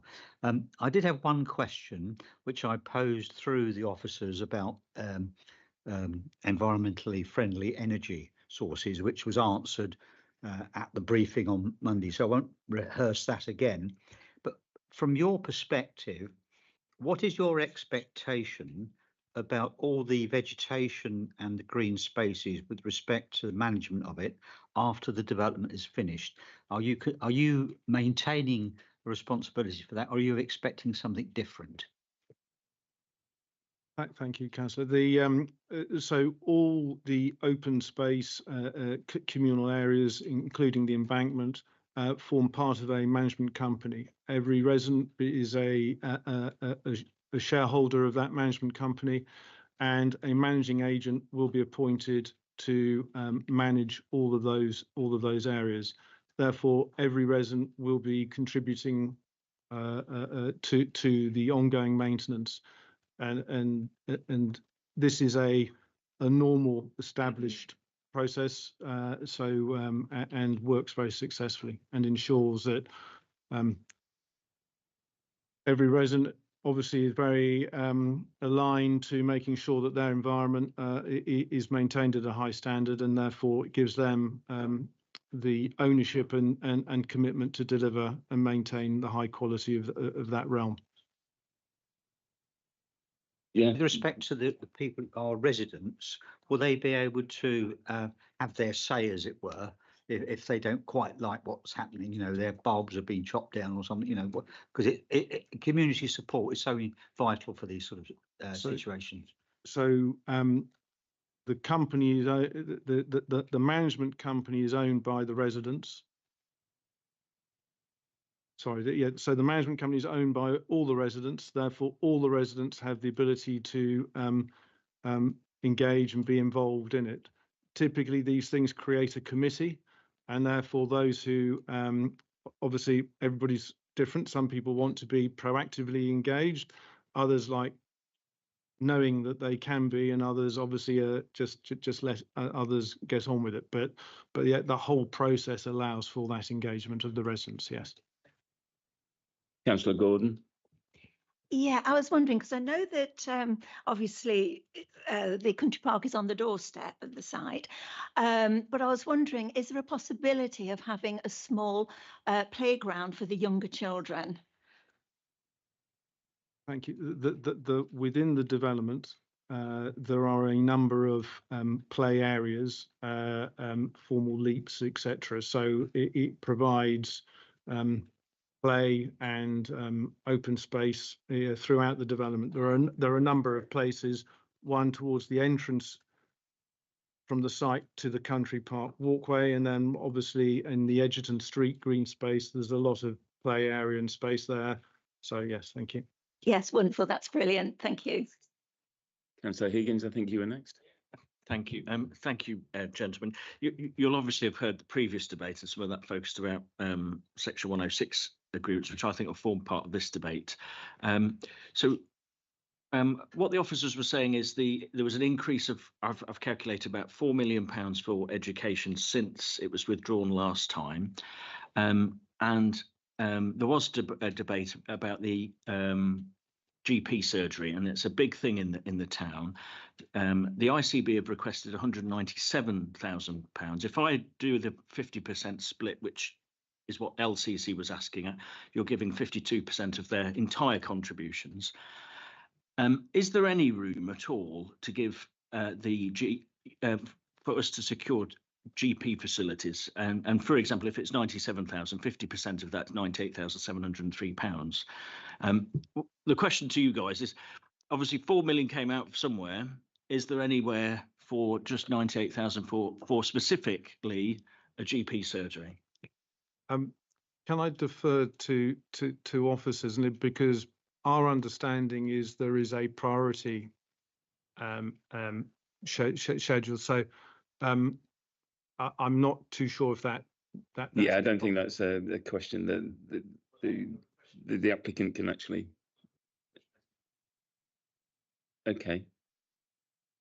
So you've said about there is a schedule. So I was the portfolio holder when the contributions came into place. I don't believe it's being interpreted as how I envisaged when I was the portfolio holder. It doesn't mean all the money goes into pot 1 until pot 2 and pot 3 for them fill up. It's not a cascading thing. It's obviously priority, and priorities obviously that's why a percentage and a lower percentage for the GP surgery. So we've got 100% for education, and I'm suggesting a lower percentage for a GP surgery. So when you said, can I defer to officers, have you only discussed with officers just the priority of education and not anything else? So what we've discussed with officers is that the site, because of its brownfield nature and through the viability, showed that no contribution could be sustainably made by this development. To what we obviously have is a landowner who is committed to the redevelopment,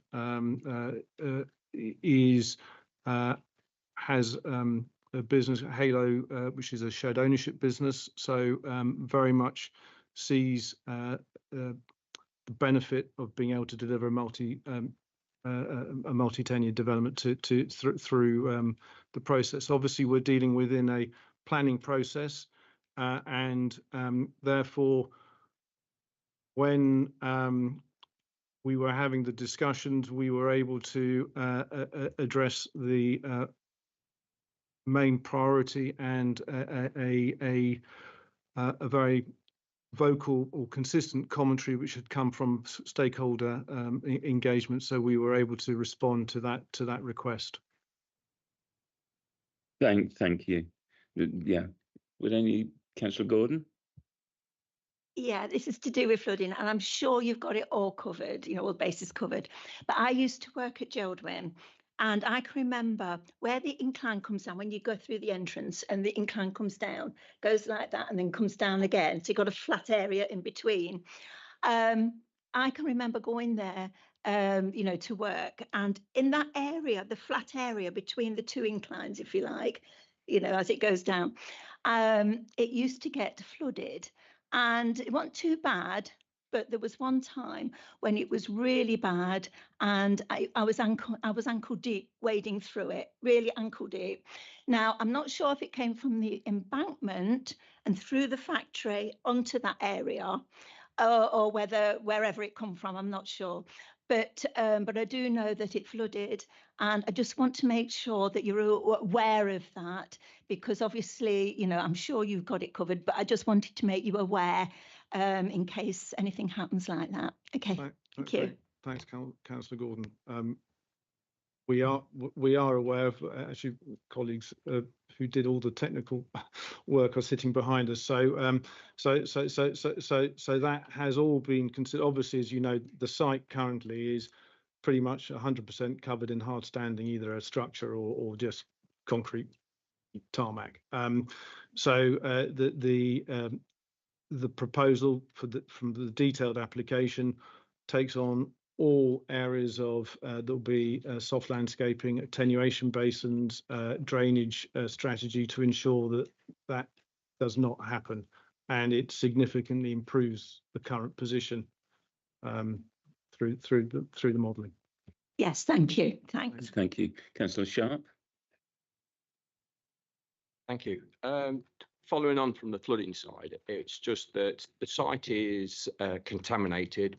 We don't know with what at the moment, but during your process of excavation and all like that, is there measures in there for like a flood basin or something like that to stop any water runoff contaminating the streams?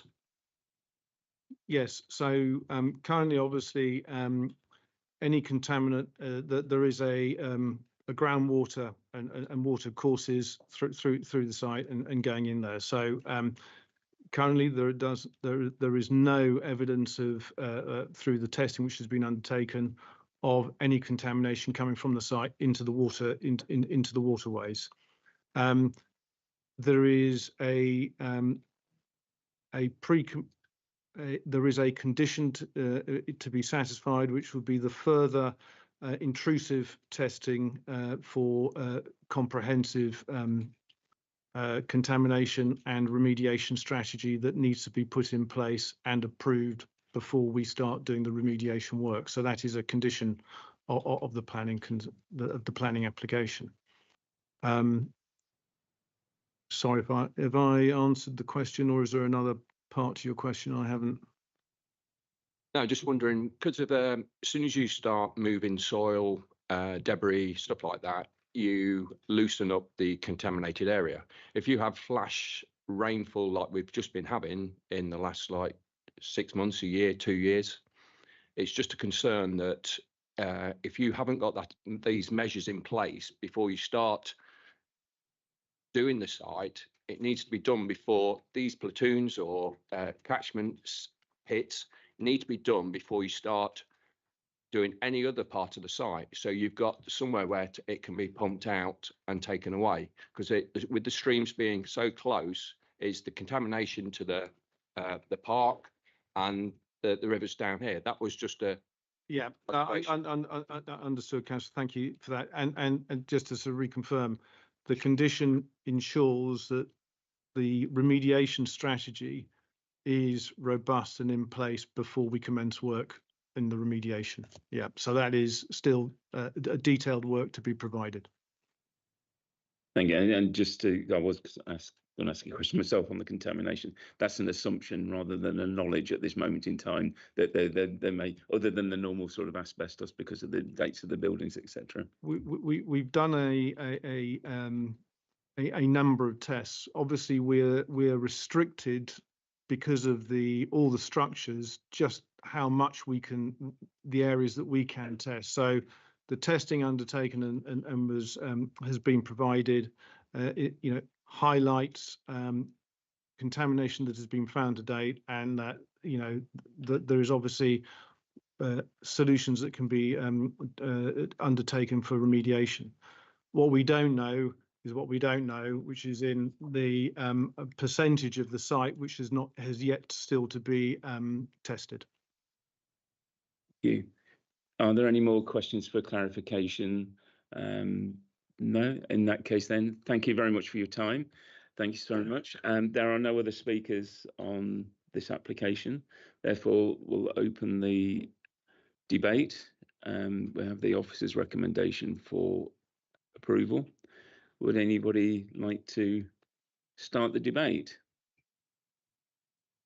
Councillor Arnold, then. I'll move the recommendations, Chair. Okay, we have a removal. Councillor Pritchett. Second it. Very well. We have a recommendation for approval. We have a proposer and a seconder. Would anybody else like to make any comment before we go to the vote? Councillor Higgins.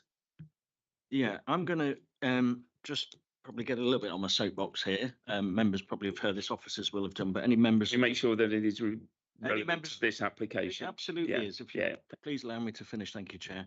Any members of the public should read the Developer Contributions SPD. It does not state that all priority one infrastructure has to be filled first until other priority infrastructure is. It's all a line there. It's completely perverse that we're going to approve something and the whole ICB has been excluded from it. I understand the reasons why councillors are going to approve, permit it. I'm not going to vote that way because frankly, I'm disgusted that we're not including the care board and we're not trying to secure some form of money, even if, as I said, if it's 50%, 25%, something. And I think we've again lost out for the GP surgery. And I've waited 60 days to see my doctor. I've got residents waiting, months to see their doctor. We absolutely need education. I'm over the moon we've magicked £4 million in a neat few emails, but this is ridiculous. So I will be not voting for the motion. I do support that it's a brownfield site and all the work that's undertaken, and I'd like to thank the applicant for all that they've done working with the ward councillors who've worked very hard on it. But unless we start making a stand and getting a GP surgery, we're never going to get it. And so that's why it's such a shame that by not including the care board, we've lost out here. And I'm not going to keep coming here and voting and then telling people you have to wait to see a GP surgery. So that's the end. Thank you. Councillor Butcher. So the fact it's a brown site, it'll bring people into our town. The style of housing's nice, everything's nice, and they've worked really well with everybody. But again, it's the the doctors, and I'm sure the people that buy the houses want to get in to see the doctors as well. It's not just the residents that are already missing out, and somewhere along the line we've got to make a stand for the doctors. No, I didn't see which answer. Councillor Atherton first and then Councillor Gordon. Thank you, Chair. For once, I think we should congratulate the developer. The viability assessment for this site comes out that it's not viable. The contributions that are being made are, in this case, voluntary, and I think we should grab them with both hands. As far as the doctor's surgery is concerned, I do note that in paragraph 7.10, a request of £197,407 from the NHS. My assumption is that that request, along with the request from the LCC for the £7.6 million, it is agreed by the developer, and I welcome that contribution.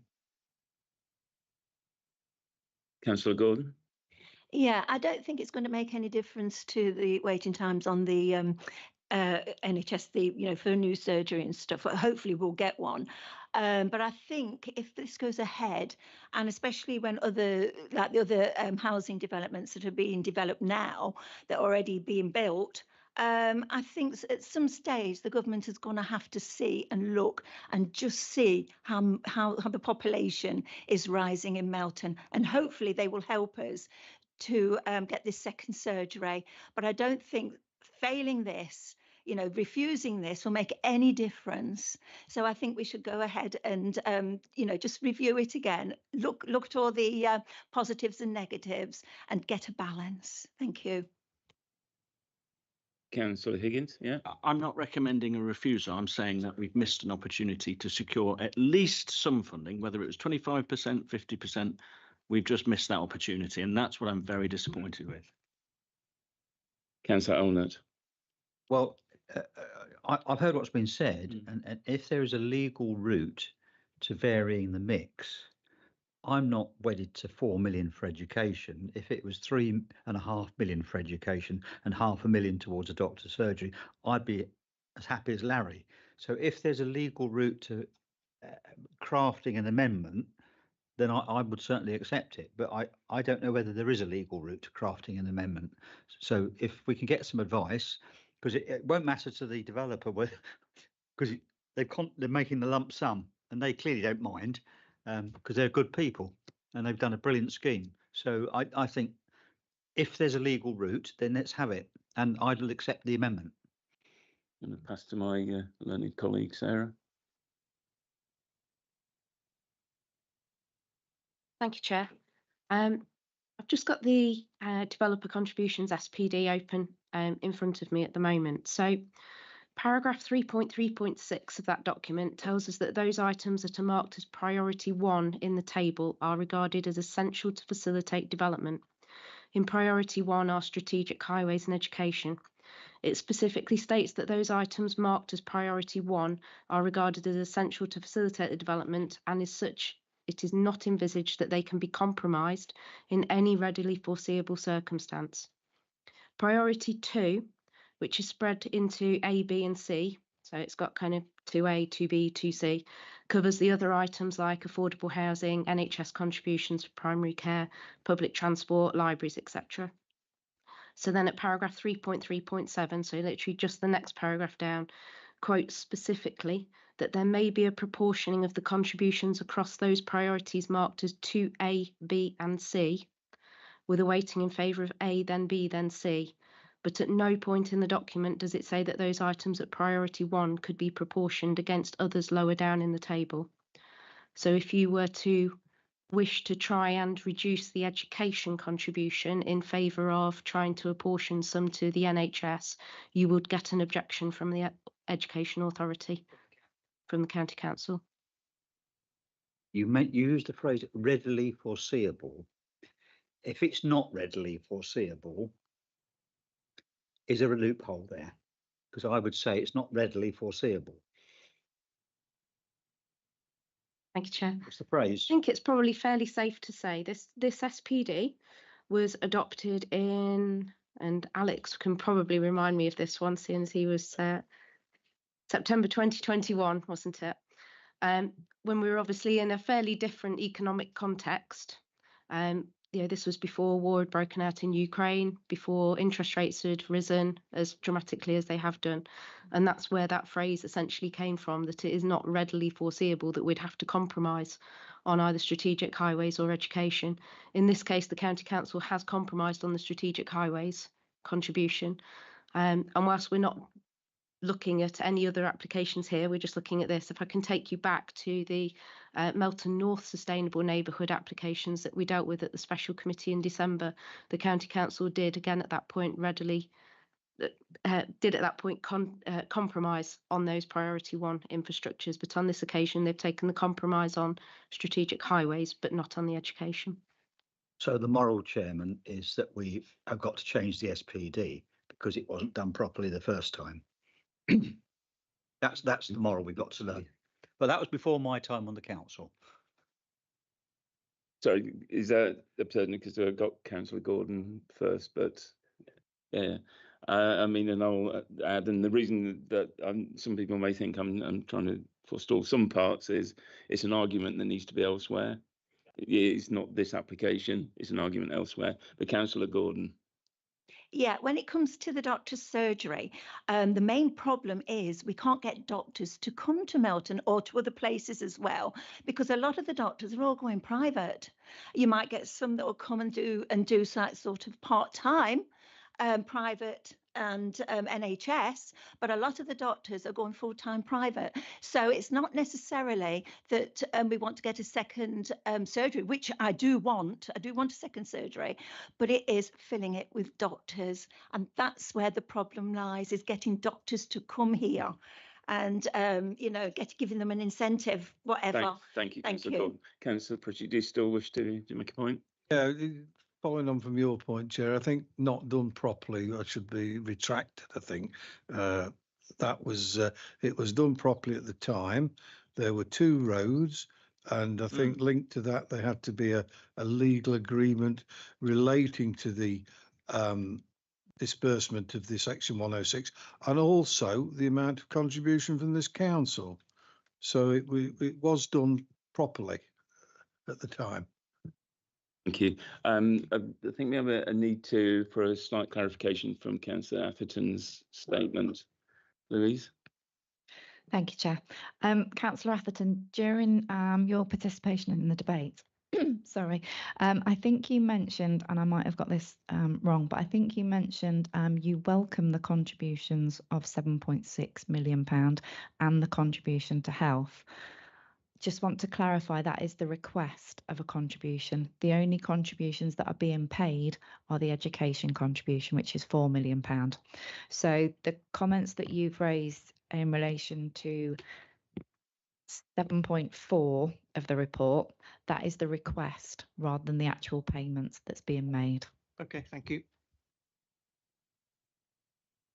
Oh, I've actually forgotten that. It was Councillor Arnold that proposed, and it was seconded by Councillor Butcher.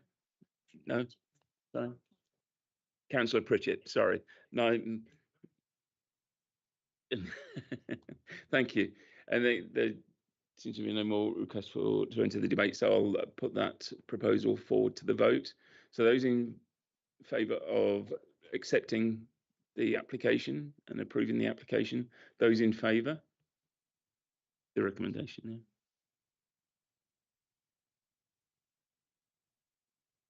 Yeah.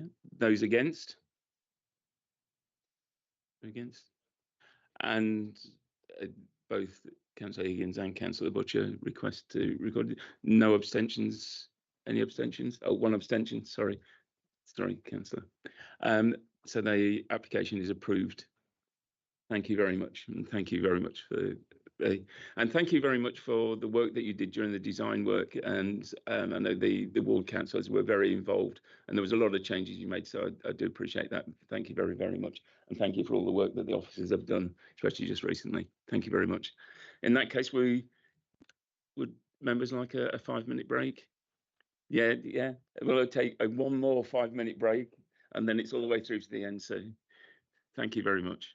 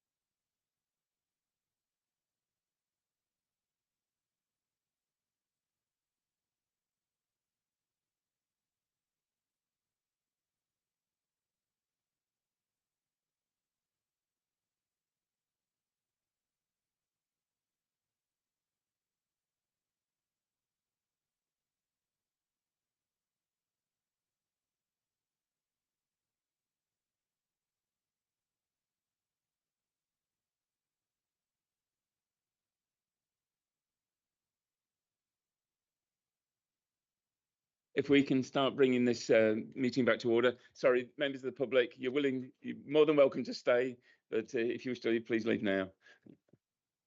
Yeah.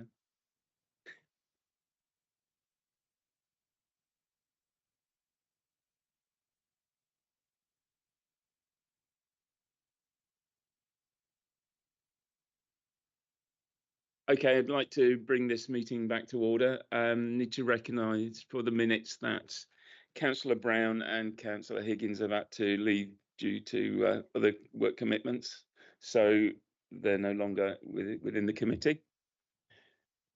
So we'll move on to the third and final application this evening, which is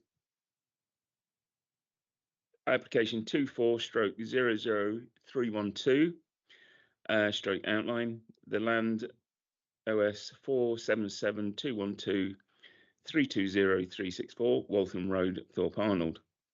And Alex, thank you for waiting all this time, and we'll make the presentation this evening. Thank you. Thank you very much, Chair. This application seeks outline plan permission for the erection of 9 dwellings within 0.34 hectares of agricultural grazing land located to the west of Waltham Road on the edge of Thorp Arnold. This outline application only deals with the principle of development. All other matters are to be dealt with at the reserve matters stage if this application is approved. This includes access, appearance, landscaping, layout and scale. The reason this application is before you tonight is that the letters of objection have been received from more than 10 households, contrary to officer recommendation. The site is shown in the red line area of the map on the screen, and the blue lined areas is land under the applicant's ownership.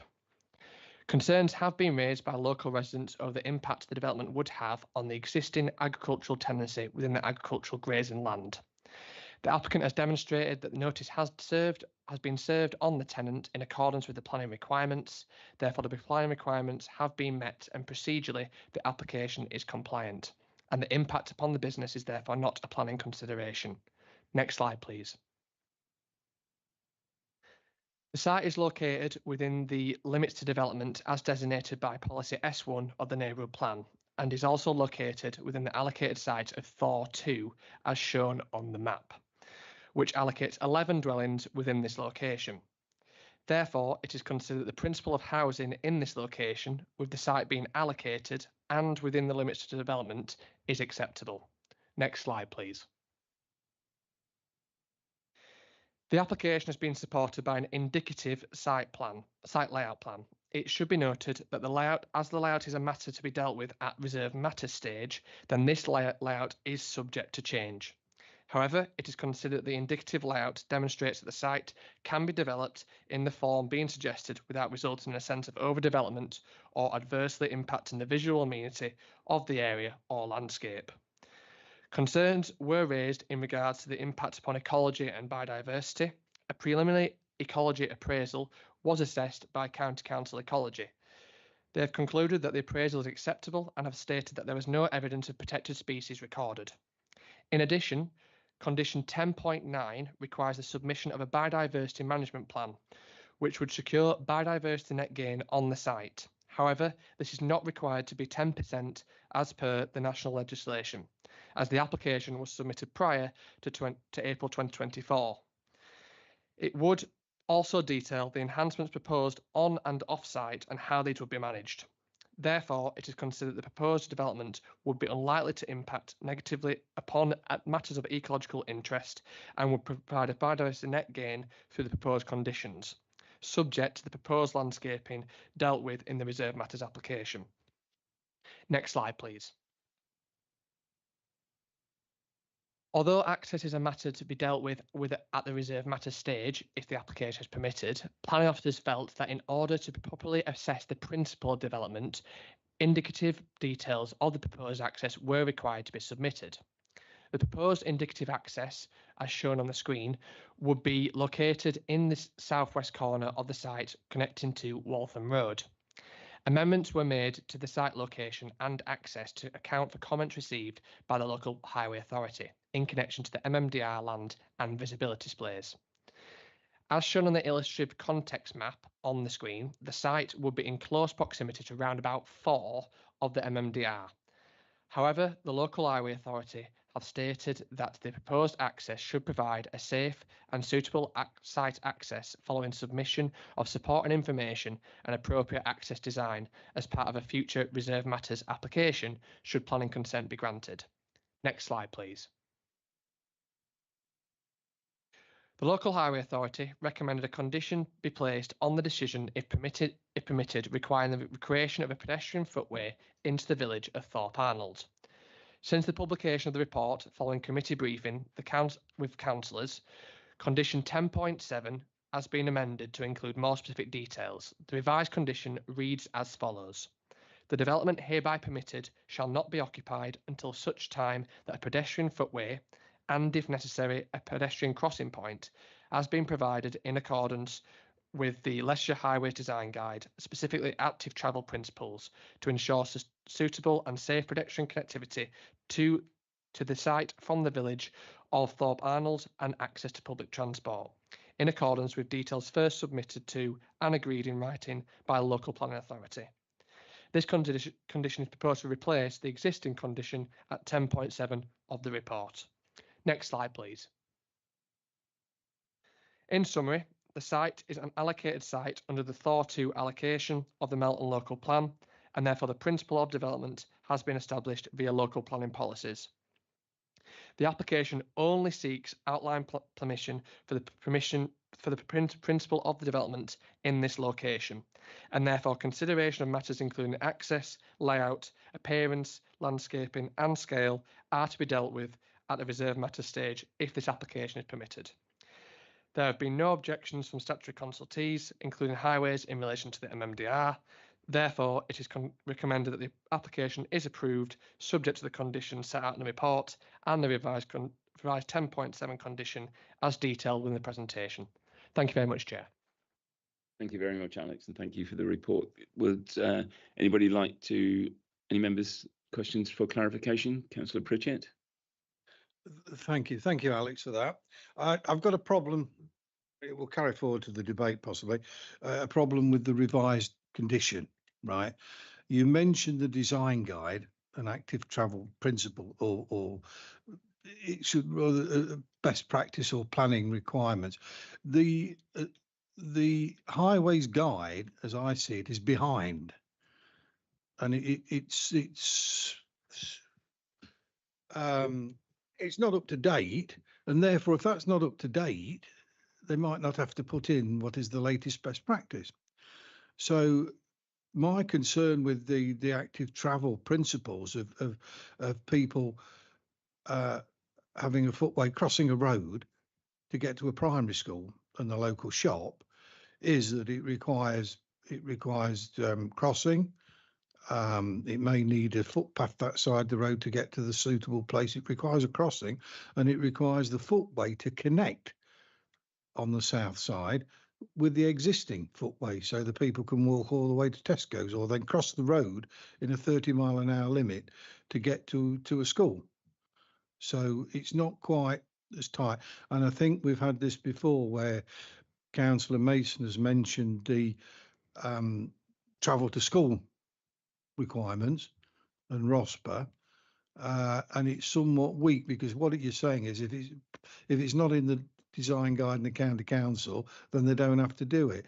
And I thought we'd already won the battle with the sustainable north development and the crossing over the 40-mile-an-hour distributor road. So I think what you're trying to do is good, but you haven't nailed it, I don't think, so far. Thank you. Thank you, Councillor. Yeah, so obviously once the details of that pedestrian footway and connectivity and possible crossing is submitted to us, we would then consult with the Highways Department.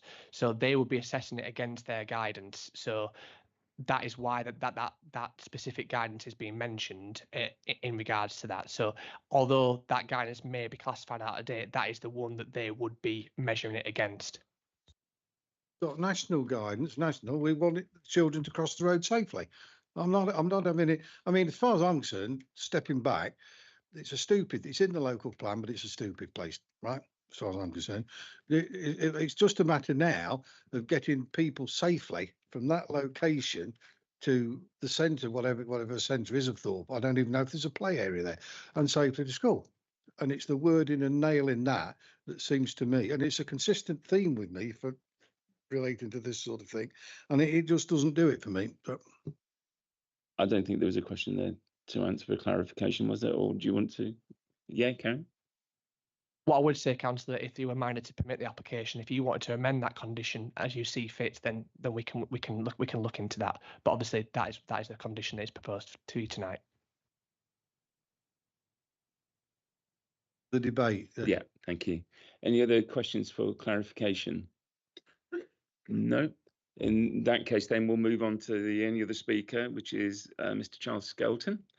Thank you very much for coming this evening as opposed the application, against the application. As for previous, I know you were watching, you'll have 3 minutes from the moment you start speaking, and then we'll ask any questions for clarification earlier. I'll give you a 30-second warning. If at that point you could start to close your argument, that would be fantastic. So when you're all ready, please carry on. Thank you, Mr. Chair. I occupy Wold House as a tenant under the Agricultural Holdings Act. My father took the tenancy in 1960. I was granted a succession to my father in 2002. Next slide, please. MMDR and the possibility of residential development brings about the single biggest threat to my family business since the tenancy commenced. My family have the opportunity to succeed from me, and I'm here to fight for that opportunity. I'm tasked with running a profitable business that can pay the rent and invest in the business. The business has diversified in more recent times. Slide 3, please. Some of the yard and buildings is currently used for caravan storage. Some of the yard and buildings is currently used for traditional farming practice. We keep cattle, we grow crops, we keep feedstuffs, manure and hazardous crop products in the farmyard. We have vermin, we use farm machinery. The future use of the yard cannot be predicted. We are not required to maintain the caravan storage. We may revert back to using all the buildings for livestock and agricultural production. The proposed site is downwind of the yard. Any noise and smell will impact the proposed development. Conversion of agricultural land to residential and commercial development places pressure on existing natural resources. Melton Mowbray is not exempt from the effects of climate change, and the management of rainwaters from new roofs and roads places pressures upon natural drainage systems, leading to flooding. There are numerous objections from Thorp Arnold residents regarding the sewage treatment plant in the village, and I urge the committee to seek clarification from Severn Trent Water on the capability of this plant to contend with additional dwellings. My final point is on biodiversity net gain. It is suggested by the applicant that in accordance with DEFRA biodiversity metrics, sufficient provision can be obtained on site. I would contest that in law the applicant does not immediately have clear ownership of this asset. It is worthy of note that the applicant has requested that some of this natural capital asset be destroyed, whilst at the same time is claiming ownership of natural capital to assist his planning proposal. I contest this most strongly. Those very trees that the applicant wishes to fell were planted as a condition of a planning consent to build farm buildings some 30 years ago. The applicant states that this BNG requirement can be found. I repeat my previous statement. 30 seconds. That this BNG is not the applicant's to offer. The law is being pushed to new limits here. The building of 9 dwellings on this site will result in future restrictions of my business practice and the local businesses with which I trade. Thank you very much. Thank you very much, and I know it's not easy. Would any members like to ask Councillor Elnett any questions for clarification? Yes, thank you for putting it the way you have. I'm intrigued by your assertions about the legal position. Have you tested that in any way? And what were those tests, and what were the results? No, I've asked a lawyer where I stand as an agricultural tenant and where my landlord stands as the landlord, and the response was, we're working very, very hard and it has yet to be tested in a court of law. And there would also any members that wish to look at 8.2.1 in the report that relates to the tenancy, etc., and where our powers lie. Would any other members have any questions for verification from the speaker? I'll give you a second while you're all trying to find the Councillor Butcher. Is it your concern because your yard is so close to the building site, so the noise from a farmyard, you'd think the residents will start complaining? That's absolutely my concern, yes. That and trespass and just problems from residential complaint. Any other questions for clarification? No, in that, before we move to debate? Yeah, of course. Hi, Charles. Sewage treatment plant. Whereabouts in Thorp Arnold is that? The sewage treatment plant in Thorp Arnold is located on land within my tenancy. So it's owned by the applicant, and when it was installed, we agreed to kind of surrender the land to allow the landlord to do the deal with Severn Trent Water. So do you want to know more exactly where it is? Yeah, just on your plan. Yeah. Could you point out where? Could you put up my final slide, please?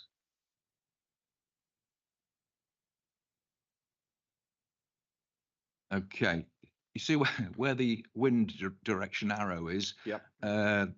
It's at that point closest to the end of the arrow within the red boundary. So where that little red square is, that's it there. And it's the land surrounding that is what's occupied by the sewage treatment plant. So the pipe work would be running from the new development through your farm?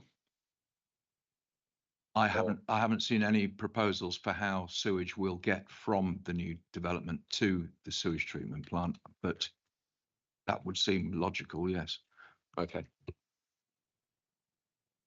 Any other questions? No, I see no hands. So thank you very much for your time, and thank you very much for coming on. I'll open up the proposal for debate. We have a proposal to accept the application. Would anybody like to? Councillor Gordon? Yeah. On my ward, you know, they have the ones that's the houses that are with the fields behind them. They used to get, and I still do, obviously, at certain times of year, from the fields used to get a lot of mice come down, and if you had any dried food, say for a rabbit in the shed or anywhere, they get in there and they start eating it, and you know what I mean. So they do get infested with rats in the gardens. Not overly, but they are there, you know, and so I'm wondering, because it is a farm that's near where the residential housing is going to be. I'm worried because it might be exacerbated, because I know just with the fields at the back, you can still get mice down. You know, so it's certain times of year, I think it's autumn time when they're looking for food, and or you know, towards winter time, and you know, and I'm just worried that it will be exacerbated with the farm being so close. But it's not that I've, you know, it's just something that I'm just looking at. Thank you, thank you, Councillor Gordon. I'm not sure what conditions we can put on the mice, but and the farm was there first, so anybody that looks at the houses, that I'm afraid I'm going to take a very harsh position. If you're buying a house near a farm, that the farm was there first. But sorry, Councillor Butcher. So where would the gentleman stand then if the noise from the farm, and they say it was passed and the residents started complaining? If the farmyard's already a working farmyard? Alex? Yeah, so this is dealt with at 8.5.5 of the report.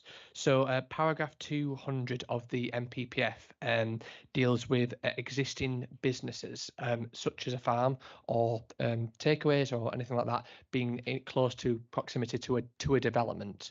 So there is a requirement on the actual developer to put in mitigation measures so that there isn't concerns raised by future occupants, for example. So that's known as something called an agents of change.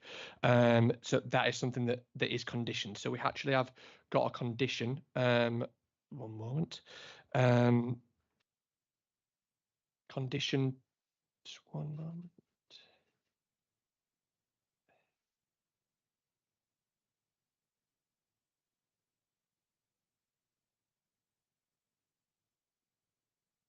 Yep, so it's condition 10.13, where basically they will have to submit details to us to understand what measures they're going to put in place to reduce the impact of odour and noise from the adjacent farmyard that the Mr. Shelton has detailed that.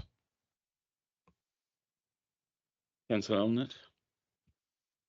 Chair, I thought this was going to be the simplest one, but in fact it's the hardest one.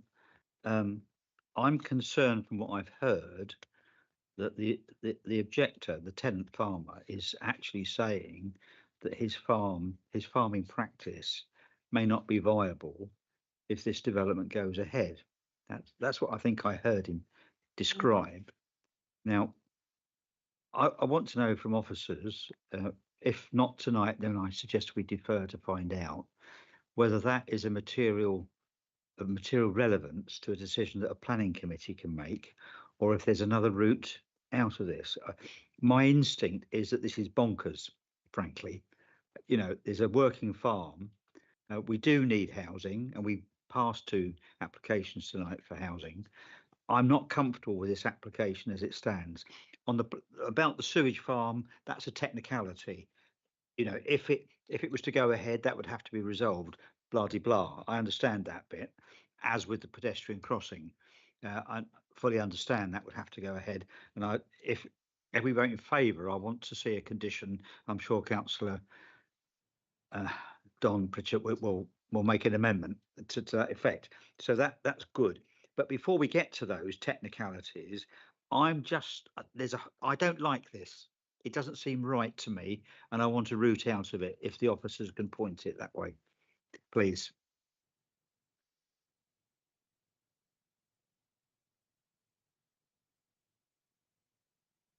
I think the simple answer to that is no, we can't give you that route. What we have is an outline application with all matters reserved. So in essence, the only thing for consideration here is the principle of development. Can houses go in this location? And the location of the site is allocated within the local plan. So there's very little information to consider at this time, I'm afraid.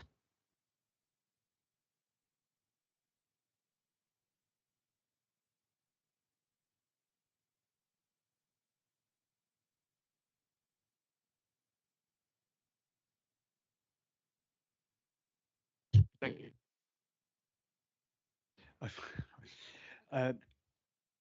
I understand that. Well, actually, I don't quite understand the position that Mr. Skelton would find himself in, and I can imagine it's very distressing. From a planning perspective, there's a procedural requirement about giving notice of this application. That's the matter which we must satisfy ourselves as a planning authority that they have done that. We cannot obviously intervene in any issue between him and the landlord.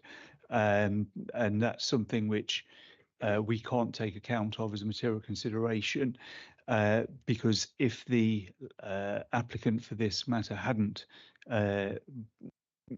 properly served notice on the tenant, then of course you wouldn't be able to, by notice I mean to terminate that tenancy, not notice of the application for planning permission. Then obviously he would have an issue about being able to implement this.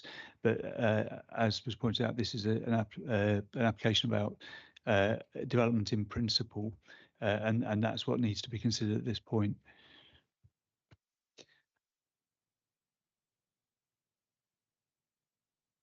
Councillor Atherton. Thank you, Chair. So in relation to condition 10.13, which we've just talked about, I don't think it quite goes far enough. Mr. Howitt, Craig Howitt from the Environmental Health Officer Regulatory Services says that potential impacts of noise, odours and pests can be mitigated and therefore should be subject to that condition. Well, the condition as written talks about noise and odours but omits pests, and I think odours and pests rather than noise are going to be the two driving factors. I certainly wouldn't want a house right next to a farmyard that's potentially infested with rats, and I mean that in a nice way, because I know a lot of farms are, and there's not much they can do about it. It's just nature being nature. I'm also concerned that there's no documentation in the portal from Severn Trent with regards to foul water and sewage. We've all assumed tonight, because the tenant farmer has told us that the local sewage plant is on his property, that's where the sewage will end up, but there's nothing from that I can find, at least, from Severn Trent to say yes, that's the scheme, or no, something more needs to be done. So as it stands at the moment, I'm a bit concerned that we don't have all the information we require, even to grant outline planning permission at this stage. I mean, I'll look at my learning partners. Yeah, but I mean, I think the point that we've made before, that it is for outline and therefore the detail wouldn't be there normally. Alex, yeah. Yeah, so just taking in regards to the sewage point, is that first of all, it's not a major application. It's because it's a minor application. Severn Trent would not comment on this application. And secondly, there is a condition at 10.12 which was require the submission of drainage details for both surface water and foul sewage to be submitted prior to the development being brought into use.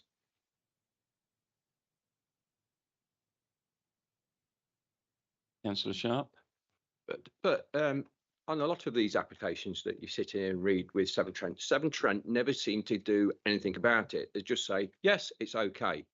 They don't see these things that we sit here, we see all the time, foul water bursting through pipes and stuff like that. It's just one of these ongoing things. You sit here, you read that, you think, well, are they going to do anything about it? No, they won't. They'll just say it's okay. They do it every time. That's my own opinion. And then there's, as Alex said, though, because it's below the limit, they wouldn't normally comment on it anyway. Councillor Arnold. Chair, okay, it doesn't meet their criteria for comment. That does not prevent us writing to them and saying, look, we know you wouldn't normally comment on these, but in this occasion, would you please comment because of the particular circumstances? We could still do that, couldn't we? And if that is the case, I would propose a deferment so that we can get that better information. It may not lead us anywhere, but it would also buy some time for the objector to consider his legal position. What would be the comment that you would want back from Severn Trent? Is it a detailed plan, a detailed operation? But what we've heard is that there is a plant which is within the red line of the property, but it's not within the red line of the development, is it? Yes. It is.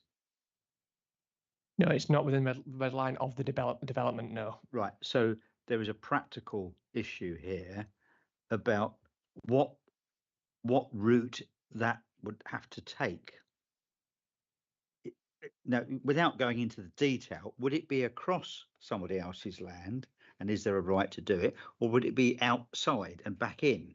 I mean, it's a practical issue, but it's not an inconsiderable issue with respect to the tenant farmer. I mean, it's quite a big change, isn't it, really, on a small business?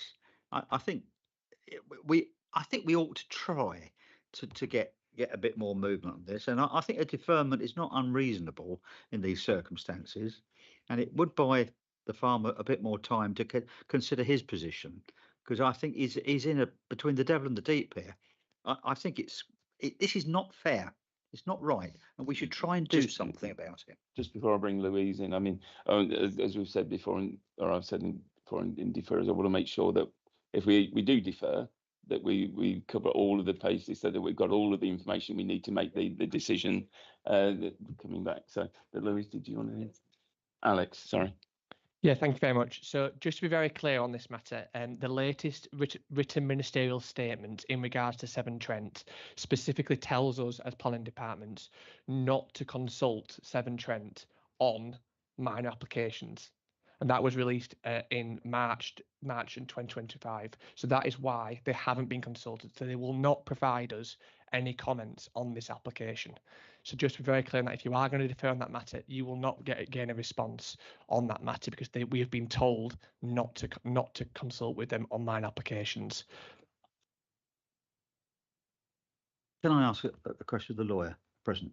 Oh, sorry. Yeah, no, sorry. Carry on now. Yeah, well, I mean, when we get a ministerial statement telling us that we must not do it, is the ceiling going to fall in if we do it? I mean, we're talking about writing a letter here. We're not talking about taking executive action. We're just saying, let's ask them a question.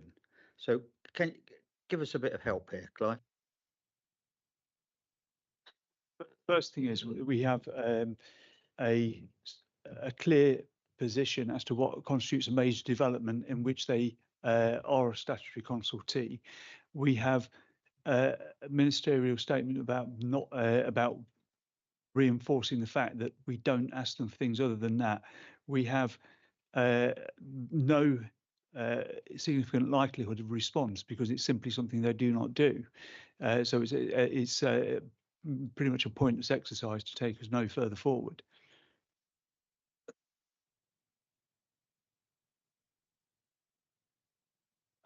Councillor Siggy Atherton was next.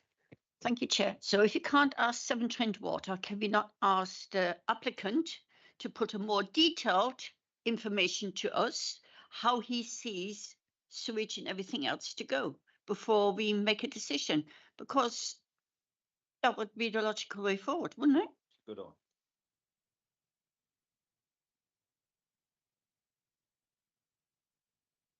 Hold on a second. I just want to answer that question if there is an answer to that, Alex. So that is what is conditioned to be done. That's in the condition I've already detailed to you. So just to be very clear, this is just the outline permission for principal development in this area on an allocated site. So there's no layout being proposed to be permitted. It's just all indicative. It's just the principal permission of 9 dwellings in this location on an allocated site. And like I say, in the condition 10.12.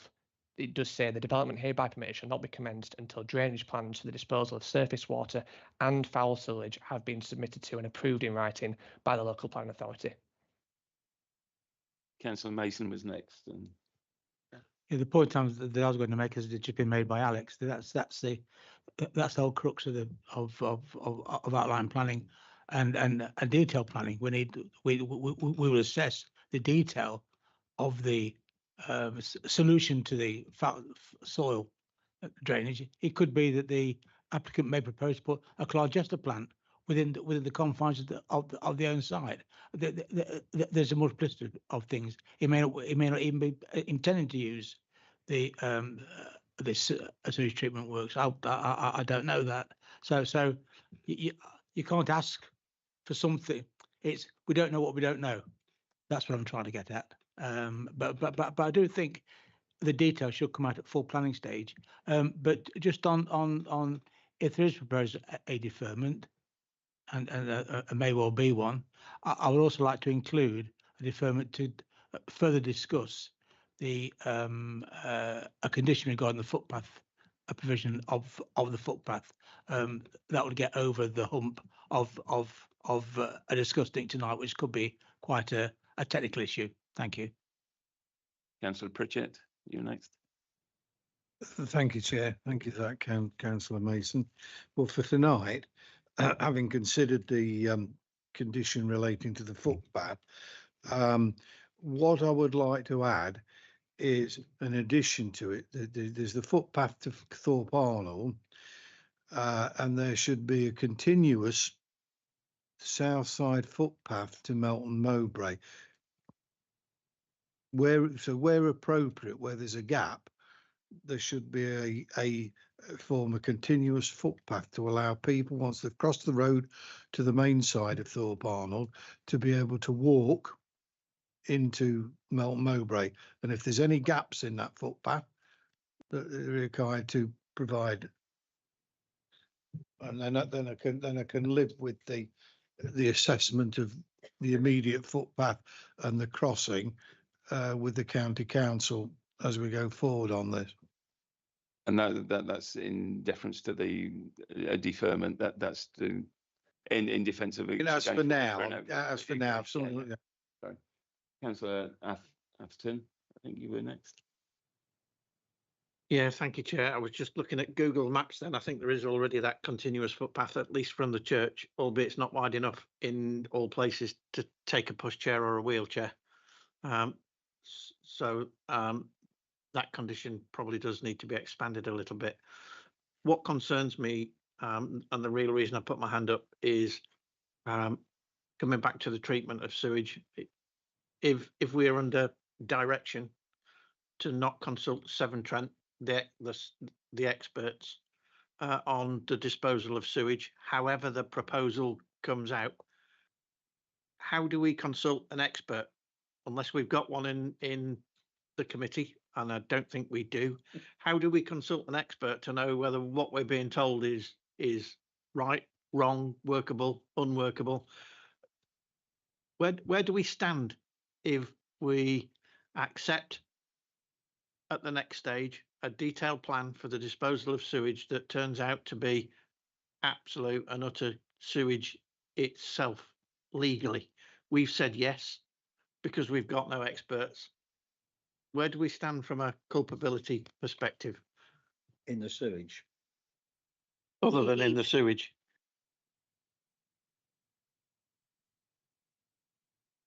Initially, it might be worth the planning officer, and this isn't me just simply trying to push this matter away, but it might be worth planning officers explaining the process they normally go through when they receive similar statements. It's quite a common condition to have of this nature, and they are both not necessarily sewage experts. They are used to looking at this type of thing, so maybe hearing from them first as to what they would do, and then talking about any potential gaps or risks from that is probably the better. Chair, rather than extend tonight to take that briefing into account, quite happy to do that outside a committee.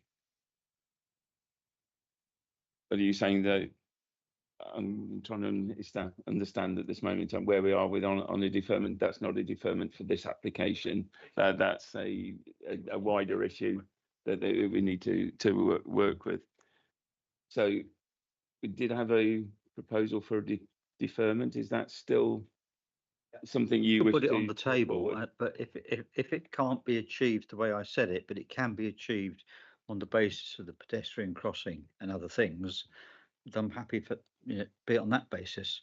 And then what Councillor Ziggy Atherton suggested would be open to the objector to do, because they have no restriction from government, do they? I don't think Councillor Pritchett was adding to the deferment. He was adding to a condition within the current proposal. So just to confirm that. To safely cross the road and then make sure there's safe entry into Melton on the south side. If I can just come back on the sewerage, following on from what Clive said, I think what Clive's saying, I'm a bit unclear about this. When they come back at the detailed stage with their proposals for drainage and foul water, who's checking that, Alex? So we would consult the LFFA and Environment Agency, and if it's a major scheme, we would consult Severn Trent. If it's not a major scheme, we would check that as planning officers. But obviously, we would then research into the company that has produced the plans and assess them from our knowledge. So that's okay, but so Severn Trent aren't checking what's being connected to their pipes then? That's from a planning stage, but obviously they would need to still get an agreement from Severn Trent to connect to their system. So Severn Trent are still part of the process. So it's as Councillor Mason indicated, it's all dealt with at the detailed stage. Correct. So I think we're in a position. I'm not sure whether there's a full deferment has been defined and has been proposed. Getting any support for deferment, so there's no point in pressing it if I'm not getting support for it. But I think this is scandalous. Actually, the planning system is scandalous in this respect. A small tenant farmer is being bullied, frankly, and we're losing a farming business. I think it's outrageous. But if we can't do anything about it for legal reasons, I shall campaign to change the bloody law again, and I shall campaign against my own government. Thank you. I mean, I think a lot of it is not closing the farm down. It's just there are possibilities of problems in the future. But Councillor Gordon. If Councillor Arnold still wants to propose it, I will second it.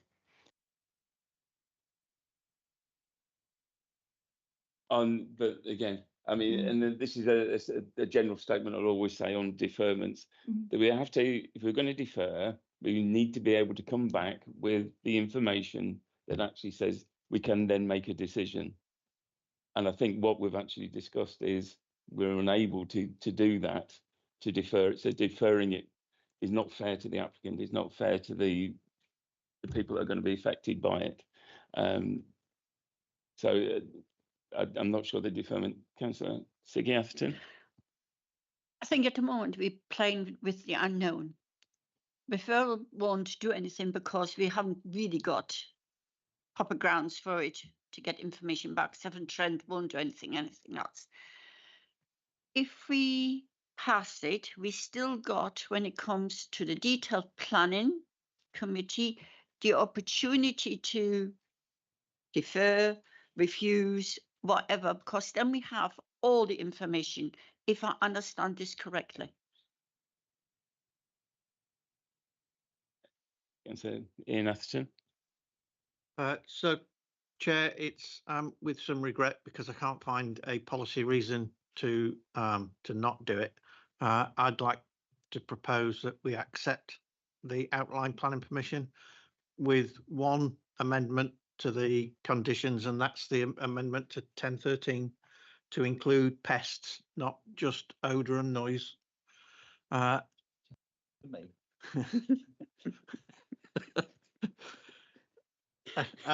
that we deal with the detail at the subsequent planning committees. Sorry, I think Councillor, I'm not sure which one of you wants to go first, but I think there was another amendment. Councillor Mason first. Councillor Mason. Just one thing about that. Fine, I've got no problem with what everybody's saying. Can we have some assurance that this will come back to the planning committee? That's what I'm asking. So it's the usual response on that matter. Until an application is submitted, we can't make any guarantees. However, it will be subject to the usual call-in period for members to call it in. It'll also be subject to public consultation, so it may come here of its own nature as well. So that would be the process of where the ward councillor would be able to call it in. Yeah. Councillor Pritchett. I would get a great deal of comfort for it coming back. Where are we with your final proposed updated condition for footpaths? So what was the specific change that you would like to see, Councillor Pritchett? Well, I want to make sure that it's a south side footpath, because that's now where all the facilities are, and if required, if there are any gaps, then if required, then to make the footpath on the south side from Thorp Arnold to Melton Mowbray continuous. So they don't go on the south side, get to the church, and then can't walk into Melton to the school.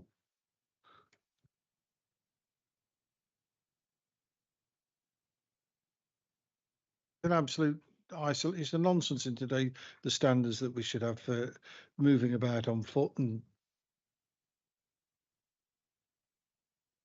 know that that's within the applicant's control to actually create a continuous footpath, because that if it's a condition, if it's a condition, yes, and required, it can challenge the condition with the county council.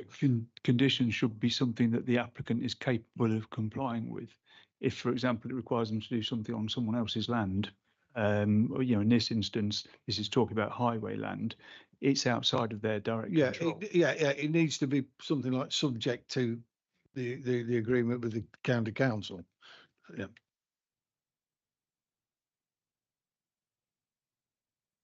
So the question is how we would word a condition that is enforceable, as always. To make Siggy, Hamilton. So if he's building the houses, he's got to give access, surely, for safety for the people to cross, to go to the school, to the amenities. That should be part of his responsibility, surely. Otherwise, why build, or why would anybody buy there? I think part of what we just said is that we can't force the applicant to build on other people's land. So it's making sure we can make the condition that it is to say it is safe access to, travel, an agreement with the county council. My view about this, looked at this one, is it's in the local plan, as is another site. It's not somewhere I would have chosen. I'm saying, well, you can have your pound of flesh, but don't spill any blood. You know, you want to build it, you've got to get people safely across into Thorp Arnold and into Melton.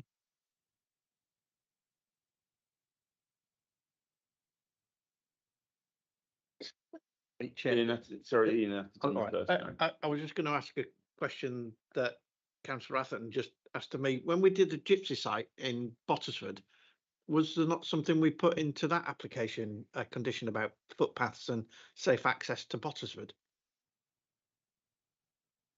No, from memory, I think the only one that actually got through was the fact that they had to change the road layout for safety and the displays, etc., and the entrance to it from memory, which is always fallible. But yeah, Councillor Mason's confirming that. Yeah, Councillor Mason. Just one point.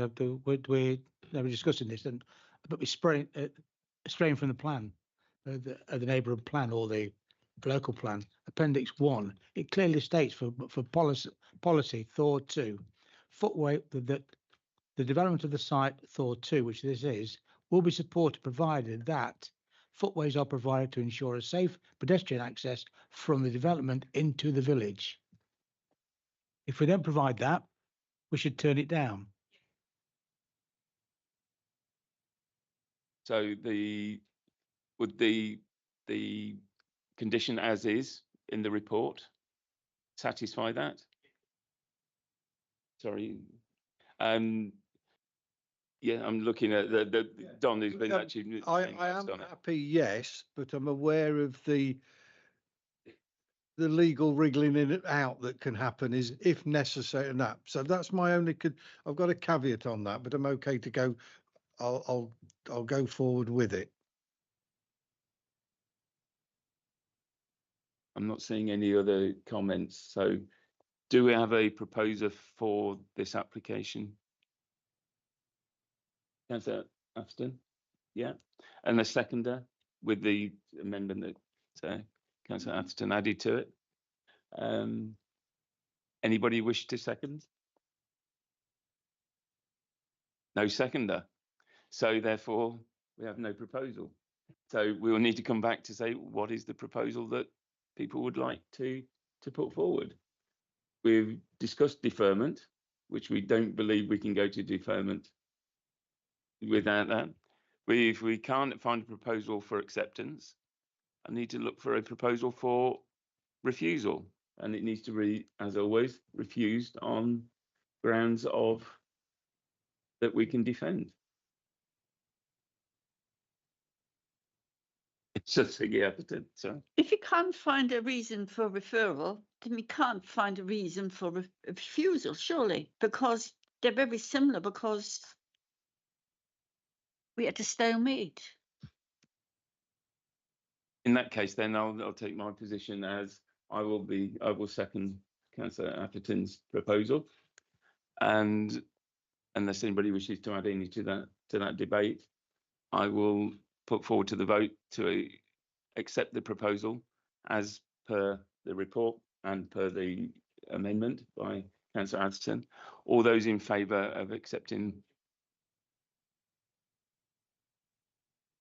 Include the amendment for Councillor Pritchett and the footpath. That's well, as I understood it, Councillor Pritchett said he was happy with the as per the report. Thank you. I just want to be clear on that. Thank you. So, sorry, Alex. Sorry, do you mean as per the report or as per the presentation? Sorry, just to be clear. Just Sorry, make it clear for yourself. As per the presentation. Sorry, yeah, my mistake. So as per the presentation, yeah. So those are all in favour of accepting the proposal to accept the the application.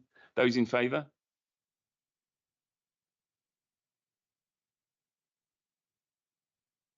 Yeah. Cool. Those against? 3 against. Abstentions? 1 abstention. Therefore, the application is approved. Thank you very much for your time this evening, and thank you very much for the debate. Thank you for the applicants and the opposer. I'll therefore call this meeting.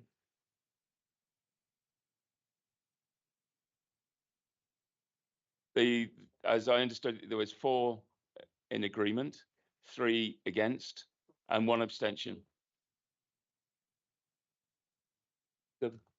My apologies then. I retract what I've just sort of said. Sorry, can we? We'll go through that again. Sorry, what's your belief? What did you count? Okay, 1, 2, 3, 4, 6, 7, 8. So 4.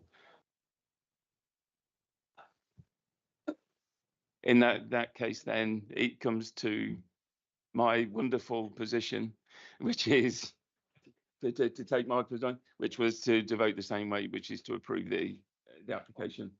Yeah. So yeah, and I have a casting vote, so I have a second vote. Sorry. So thanks very much for everybody. I'll call the meeting and closed at 8:47.